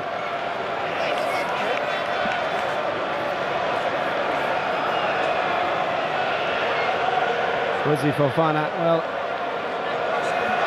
an opportunity at the start of the second half when he made that break, and Rouget in support just didn't come off for them then. And the little bounces of the ball here and there have gone England's way since the restart. Crouch. Bind. Set.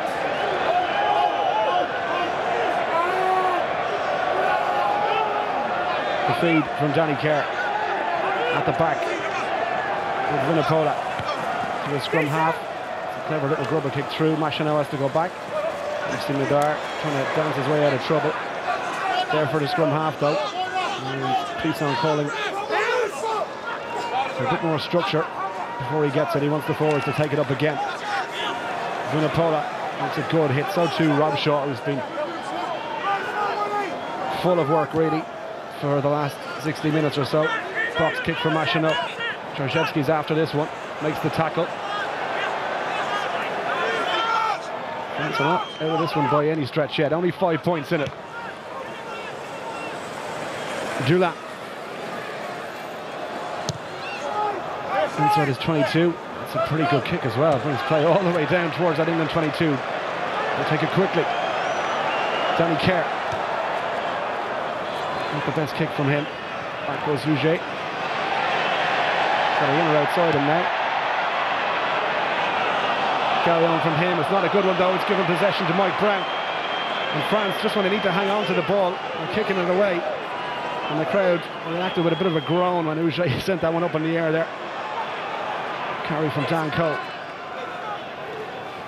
12 trees back inside to Youngs.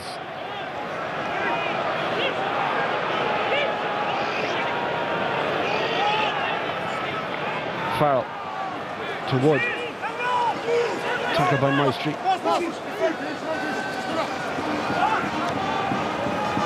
12 trees. Energy sapping stuff this game.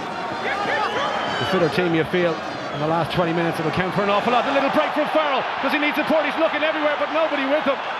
Tackle goes in for Machinot and eventually Vunipola rips it off him.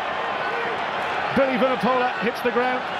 A score here for England you feel would drop the French heads altogether, but Nigel Owens I think playing advantage to France. He is. Georgievski, well he's already had one break, looking for a second one. Machinot, better running from France. They're overlap on the left now. If they can get it wide, advantage was over. Did it go forward? No, says the referee. Rouget trying to skip away. His foot was in touch, but it went forward. It's not going to matter. Well, they're out on their feet there. It's just been an incredible game. The players are exhausted on both sides, Ralph.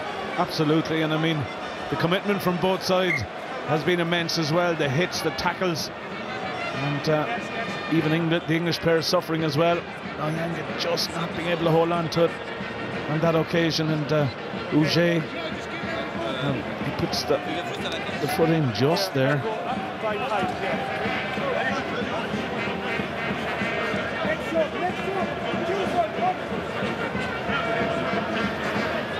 So Lee Dixon getting ready to come in for England. Northampton scrum half. I mean, Danny Kerr has had a brilliant game, you have to say. I mean, he's had his troubles off the pitch as well over the last while, but he's got himself back, got himself fit, and he's playing brilliant rugby. Yeah, and you know, he was well disciplined by the English management, but brought back into the fold, and he's had a smashing game.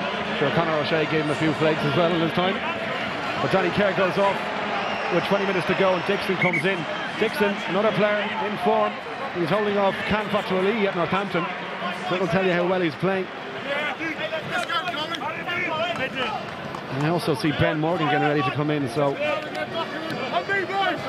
substitutions by Lancaster, and obviously he wants to try and push England for another score. Next score you feel is crucial in this game. England to get it, it'll be game over. If France get it, well, they're right back in this one. Free kick, crooked feed. Not a good start for Dixon. Picamol skips out of the tackle. Look at that, so strong, it's still going. Machinot, Georgievski took it flat. Took a big tackle as well. Bastero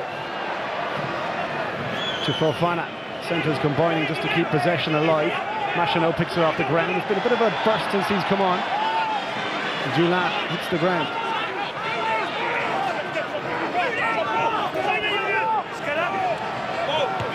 Little kick over the top from the scrum half. This could bounce anywhere. Dangerous one. They're after this one. Oh, did well, good. The pressure was on there from Plisson if he put him down. France. Oh, they still have possession. Bryce Dulin needs help. Nice run. Picamo, 8 on 8. Vunipola doesn't let him go. Machino once more. There's the pass. Taken up by Forestier. Just short of the halfway line, France, and looking for a score. Medard to Bastero, needs help. The pass on the outside. Fofana, tackled by Mike Brown, or Borrell, I should say. Good tackle it was too by the centre.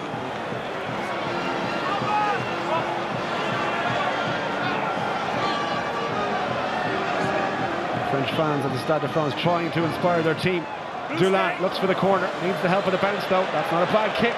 And that brings play into the England 22 for the first time in a long time. Well, good decision from the young full-back because England's defence was just so solid. There was no cracks and they were really getting nowhere, and his team desperately needed a bit of territory. He's given them that. He's given them the opportunity to attack the lineup, but England take it clean. Good one as well from Courtney Laws. Dixon controlling things at the back. You just get the feeling perhaps someone like Gaël Ficou for France could be the key ingredient to unlocking this English defence. Did that go forward? It's come back on the England side. It doesn't matter. Chance to break away. Tackle goes in from Medard. Oh, they're well to hang on to that ball. Now they're lining up on the left-hand side. Farrell. Little grubber kick through. Meant for Brown to chase. How much legs has he got? Boucher, all he could do was go into touch. It'll be an English line out. Well, we went from French attack to English attack in the space of 30 seconds as the two boys square up to each other. Well, Brown's not backing away, neither is Uche, who dropped the head on the Harlequins full back. Regardless, it'll be a line out to England and a chance. Well, what a near opportunity for Jack Noel to make amends for maybe the early stages of the game. But he did well, the youngster, and Farrell did the right thing again, just stuck it into the corner. And France having to run it out of play, giving England and their strong line-out another golden opportunity here to put France to the sword. 15 minutes left to play. Youngs to hit his man and set that England maul. Lowers the target, but it's gone loose, and it went forward as well. Brilliant stuff by the French to react. And Machino, well, they're going to try and go here. Is there a gap? There is a gap. Oh, the pass doesn't go to Medard. Did it go forward? It did. It looked from here like it went forward. Nigel Owens right on the spot. And another chance goes. Well, they should have got a better return there because they had Jack Noel on the flank, who was injured and not running at full tilt. And they had the opportunity to take him on, and just a poor pass again. Not going to hand and going forward, and France, well, they had another missed opportunity. As Damien Chouli comes in. You see Brad Barrett as well, getting ready to come on for England. He's a 12 by trade, so you wonder, will he 12-trees the man to right way, or will it be Burrell? Rolling it that way, put it in the middle. Like the number 9 before you did. And Ben Morgan has also kitted it off. Stay on this side, stay that side.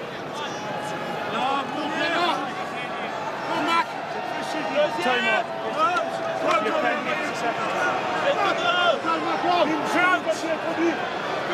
Bind. Set.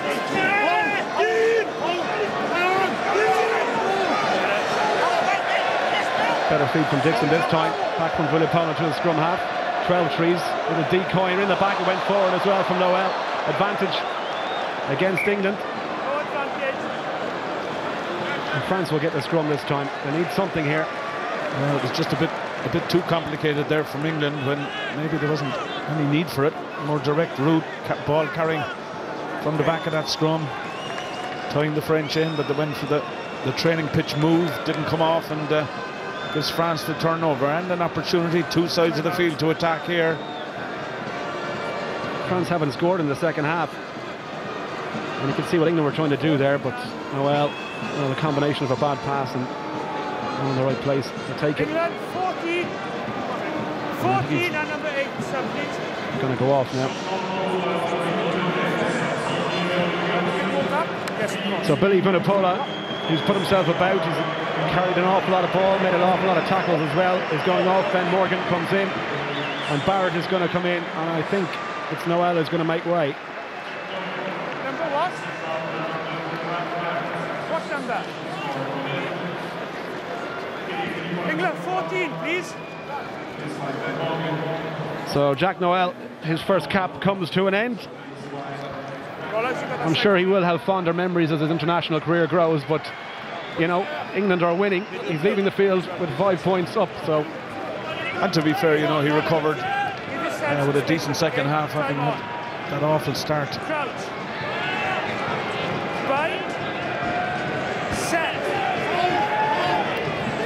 gone down on this near side. Number 1, and Elaine Roland helping out Nigel Owens there. Penalty to France. Number 1, 1 5.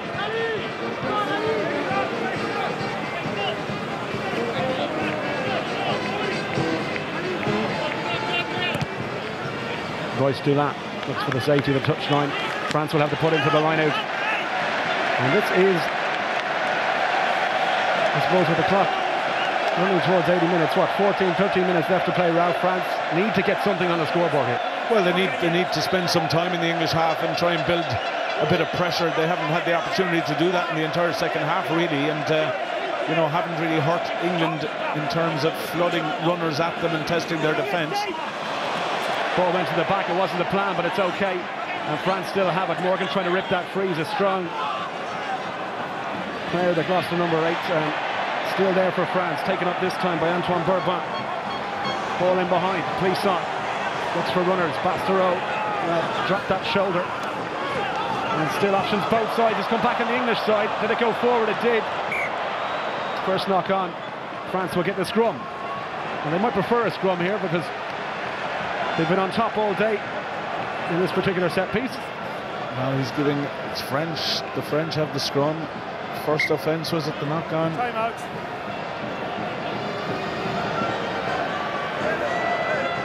It was the line out throw just over the head of Nyanga. Didn't go to plan, but France came away with it.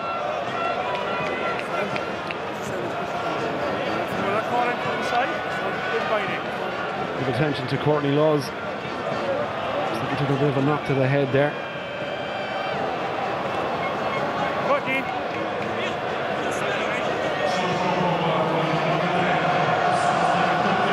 And in comes Dave Atwood as well.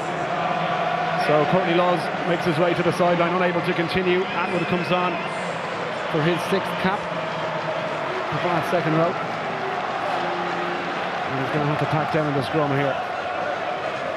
Says to bind up and along square. Just looking at Yohan Huget here, he's standing very wide. He's almost over the touchline, the French winger. And they're all lined up on this right-hand side. Plisson, Maxime Dar in right behind his fly half. Then you've got Bastereau standing at 12. And Wesley Fofana's moved to outside centre.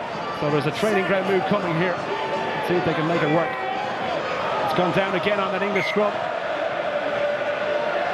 It's Vunipola who's struggling.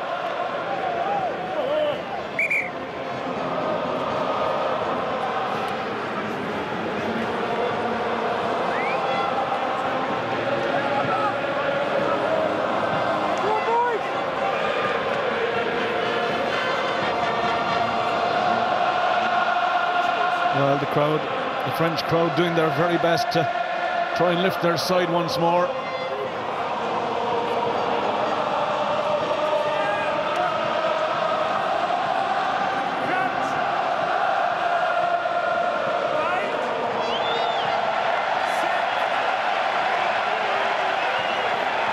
Machino with the feed. It's a good shove from France. It's come up now on Dan Cole's side. Will they get the penalty? They do. With 12 minutes to play, you've got to take your 3 points here. Well, absolutely, and straight in front of the post, it's a gimme, and it will be, I suppose, Machinot to take the kick, I would think, and Pape making the correct decision. Make sure you get your 3 points. It'll be his first shot at goal with Jean-Marc Toussaint going off. Well, he's well used to it. Machinot. John O'Gara will be able to tell you an awful lot about his kicking style, I'm sure, but that was a brilliant scrum by the French front row. Well, it's the one area of the match that they were really dominant in.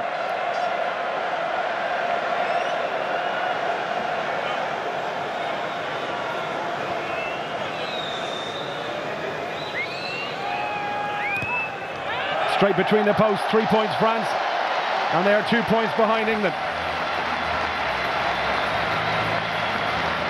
Well, nervous times for Philippe Saint-André. Is this the day that France stop the rot after 12 months of horrific rugby? Lancaster, a 2-point lead, a penalty for France would give them the lead. England will want to score next.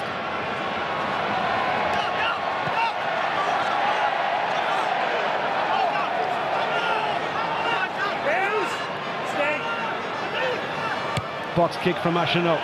Rouget is after this one. So is Ben Morgan underneath it. Oh, he bounced him off. And he's still going forward. Ben Morgan, look at that. Drops the head like a bulldozer. It's a huge number 8. Youngs slips out of the first tackle. England now pushing on the right hand side. Is there space here? Farrell, the pass.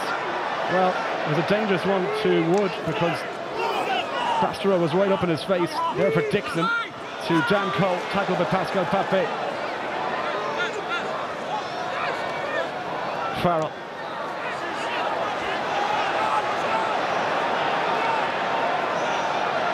England again looking for that gap in the French defence. Jarzewski this time makes the hit.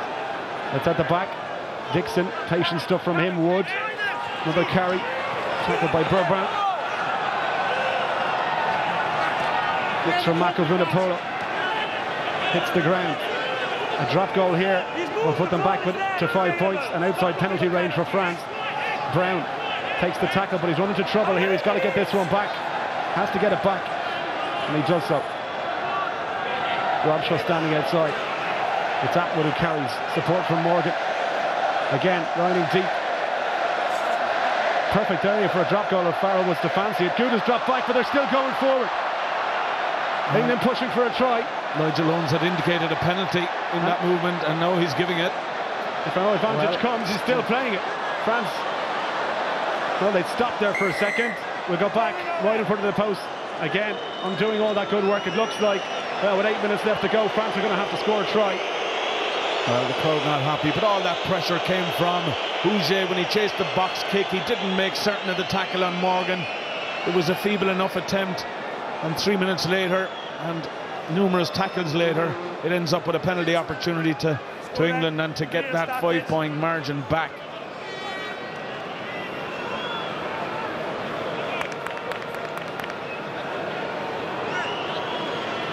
(1994), the last time England won back-to-back games in France in the championship. It'll be Good who's going to hit this one. You can't miss this. It's right in front of the post.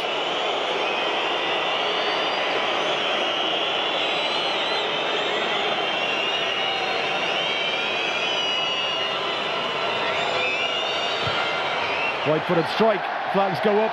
They have their 3 and they're back to 5. 24-19. France need a try, and they have 7 minutes left to get one. Well, it would be a steal, you'd have to say, because they haven't looked like creating a try in the entire second half, really, and bar maybe one opportunity at the start of the second half.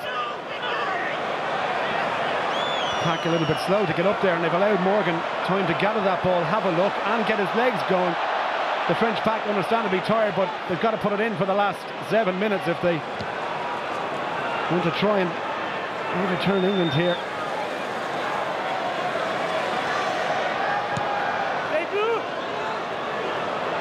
Mike Brown, space for him. Again, the French decide to let him run at them. He launches the Gary Owen. Fofana's underneath this one. Machino came for it. Brilliant take for the scrum half. Ball at the back. Slimani fires it out towards Bryce Dulin. Bastereau. Gail Fuku is put it out and ready to come in, but he's not going to have a lot of time.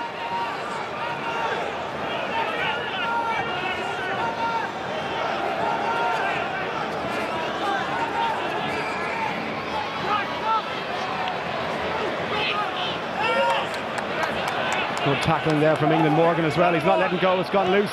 Nyanga dove on up, but it's come back towards Vunipola. Vunipola trying to get the hands free. He doesn't need to. Brilliant carry inside that French 22. Pick up, but a knock on from Dan Cole. And France will get the scrum and another chance to try and get something with 5 minutes left to play. Well, they were lucky there because England had them on the rack twice. They got hands in behind. Just couldn't get the pass away. And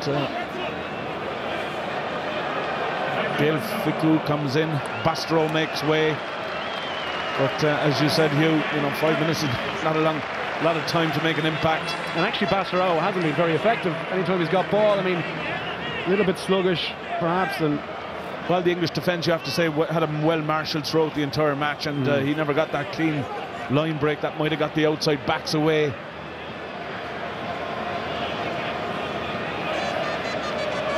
Owen Farrell just getting a bit of attention, but he's back on his feet. Clock is okay, just over 5 minutes. I suppose I should ask you tomorrow, Scotland coming to Dublin, France and Ralph and Ireland heavy favourites to start their campaign with the win. Do you think they will? Well, I think so, and the expectation is huge, obviously, and sometimes the performance mightn't match the initial expectation, but I'm sure that they'll only be focused on one thing, and that's just doing the job tomorrow and getting the championship off to a winning start, give themselves some momentum, which is what it's all about. And after that, well, anything is possible. Swing low, sweet chariot around the Stade de France gets boos and whistles from the home crowd, as you would expect. But it's England in the driving seat unless France can find a score from somewhere. With a scrum, the one area that they've been completely dominant in. Machino to Plisson. And the substitute makes something happen. Fofana just about hangs on to that ball. Plisson, no room to go there. A wall of English jerseys in front of him. Has to hang on to it. Eventually gets the support and gets it to the back. Machino looking for options. Little dink over the top from Dulin. Gail Ficou's after this one. It won't bounce for him though. It's bounced up for England or for France. Nobody wanted that ball. Tired legs all over the park at the Stade de France. Machino. Forestier hits the deck. Well, he's trying to. England told to leave it. And France still trying to get the break on the try that would put them back in front. Ficou. Advantage is to France for a knock-on. The pass was a pretty poor one. Dulin had to take that one. Maestri needs a bit of help. Gets the offload away. Nyanga needs to cut it back inside. Still going. Yannick Nyanga skips for the tackle. Rouget was calling for it. He did well to hang on though. Nyanga. Is there to be a sting in the tail for France? Fofana trying to go through the middle. Keeps it alive. Papé. There to Bryce Dulin. Now, overlap. Czarjewski the outside. Gail Ficou. Ficou for France. And dummies over. Gail Ficou for France. He's pulled it out of the bag. The super substitute, Ralph. We felt this man could do it. If he got the time, he only had 5 minutes. But he's taken his chance. And France are level with a conversion to come. Well, what an entrance from the young centre from Toulouse. Amazing scenes here in the Stade de France as the crowd rise to this young star, but they rise to a French team that looked dead and beaten by a good English performance, and now they have the score they were desperately looking for with the conversion to come under the sticks. Unbelievable scenes here in Paris. Gail Ficou, remember that name. He's been nurtured by Guy Novès at Toulouse for the last couple of years. It almost looked like we weren't going to see him. Czarjewski straightening, the pass beautiful. Médard was on the outside, Good had to go. Well, he really probably should have taken his man there, but Ficou, absolutely brilliant.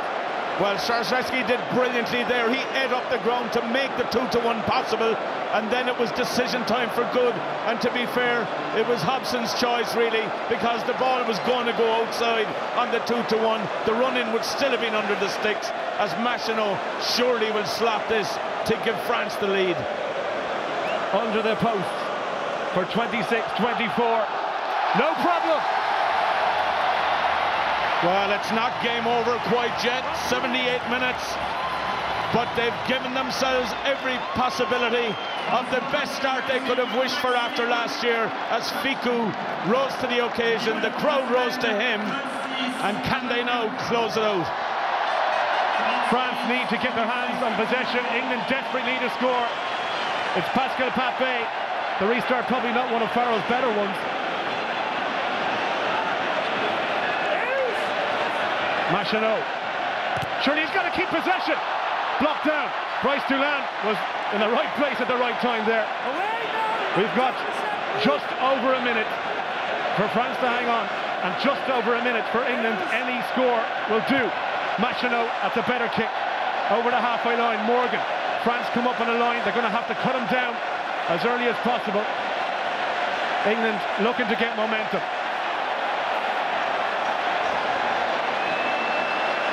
Farrell, ball in behind is a bad one. Oh, it's awful. It's exactly what England didn't need. And Good is cut down, and it's penalty advantage. Well, this is it. It's game over. If they take the 3, it is all over. Nigel Owen hand is out. It's a knock-on. My mistake. Scrum to France, where they haven't lost one all day. They've got 30 seconds, and that is game over. France have, well, we thought it was impossible. And the hero himself on the sideline, Philippe Saint-André, whose job was under so much threat after last year. He looks like he's going to get the dream start, but England will look back at this match. Yes, they made mistakes in the first half and were punished, but in the second half they were so dominant throughout the park, and they'll be killing themselves that they didn't put France away when they had the chance. And you have to credit France. I don't know where they found the energy in the legs. Yes, they had Ficou to bring off the bench, but it hadn't looked likely up to then. They got the dream try. And Papé, well, he'll see 20 seconds left on the clock. The crowd see it, they're singing. And suddenly the French crowd are falling in love with their team again. Well, it's been a long time, hasn't it? 12 months of horror show after horror show from France. They could barely score a try, let alone win a match. But they've somehow pulled this one out of the bag. England look absolutely stunned, and in fairness to them, they probably deserve the win on the basis of the recovery after what was a horrific start for their point of view. 10 minutes at the end of the first half, they scored through Mike Brown. They dominated in the first 25 minutes of this second half, and they kept France scoreless.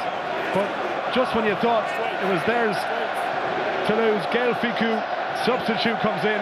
Philippe Saint-André looks like a hero now, and the Stade de France are singing at the top of their voices with 20 seconds to play. Paris, it'll be party night tonight.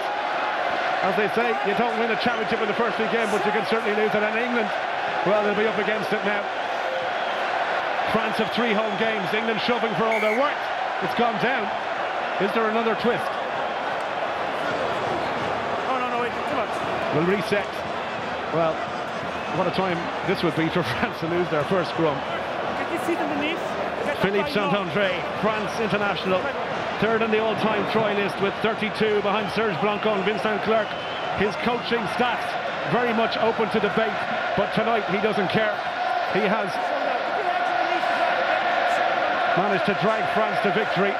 His team selections have been questioned over the last couple of years, and you know what, history has shown that in the year after Lions campaign, France tends to win the Six Nations, and his 2 predecessors won the Grand Slam on their 3rd year in charge.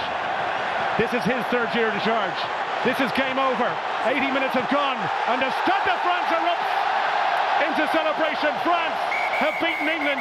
It's 20 years the last time they lost back-to-back in Paris, and England, well, they look stunned, and you wouldn't blame them. Well, the momentum shift now right back to France.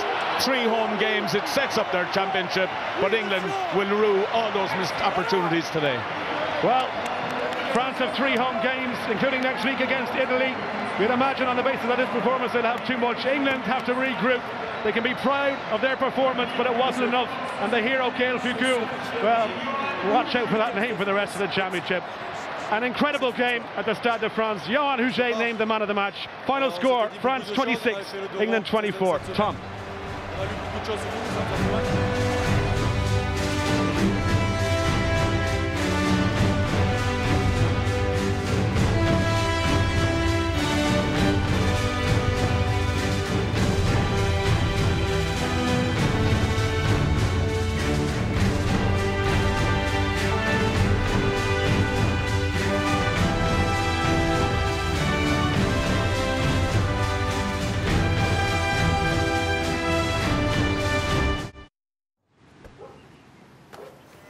Ulster Bank, dedicated to the skill of Irish rugby.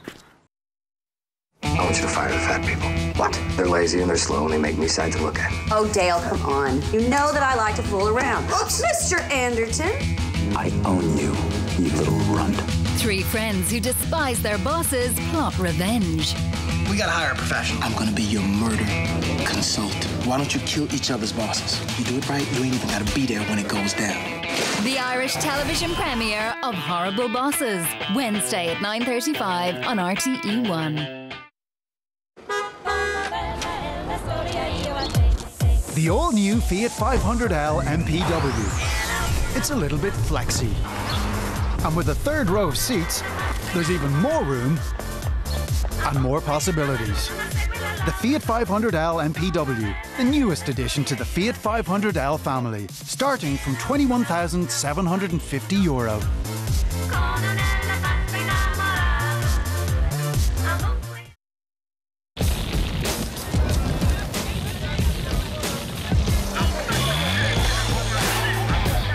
In life, you cannot always choose what you do, but you can always choose who you are. Ain't nothing wrong with this chemistry. Ain't nothing wrong with this place for me. And time tells the test of pedigree.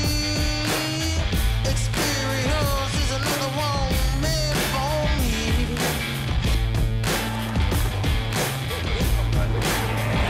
We are the Sappers. The Society of Elegant Persons of the Congo.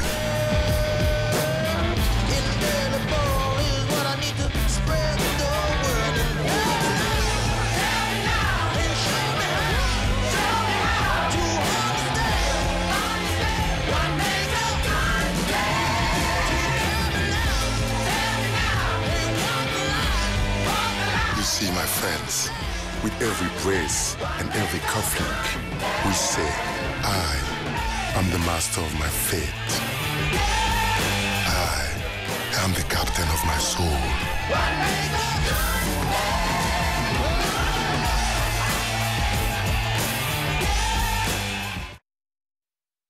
The $9.99 train is now leaving on platform 2. Over 100 destinations every day, just $9.99. Sale ends Monday, 3rd of February. Today FM Shave or Die is celebrating 5 years supporting the Irish Cancer Society. To make it the biggest year yet, we need heads. Help beat cancer by donating yours. See todayfm.com. Or donate €2 now by texting SHAVE to 50300. We've got cancer in our sights.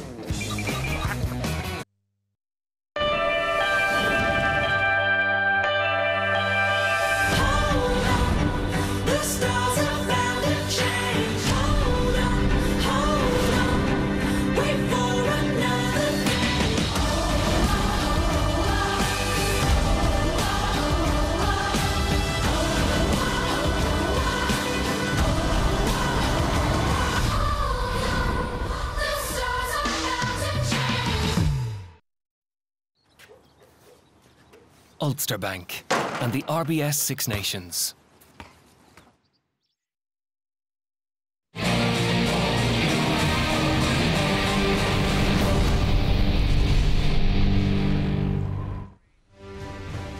Well, there it is. As I say in these parts, there won't be a cow milked in Paris tonight. 26 points to 24.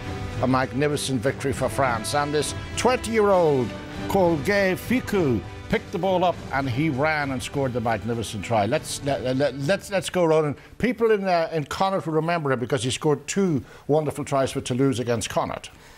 Yeah, he's a special player. I think you just look at it here in terms of what's happening. There isn't much happening there, and all of a sudden the ball comes to Swarzetsky, and it's impressive from the front row to be able to pick a pass at that speed and put him away.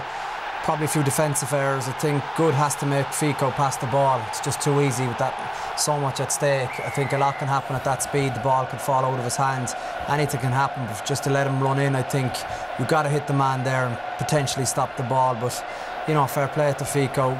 The big thing for me was the impact of the bench. You know, there was massive performance on both sides, and it was a cracking match. You said, Conor, they had another team on the bench, but they just about made it, didn't they? Oh, what a game. To start off, you watch rugby, you enjoy rugby. We started at the start of the day talking what makes the Six Nations special.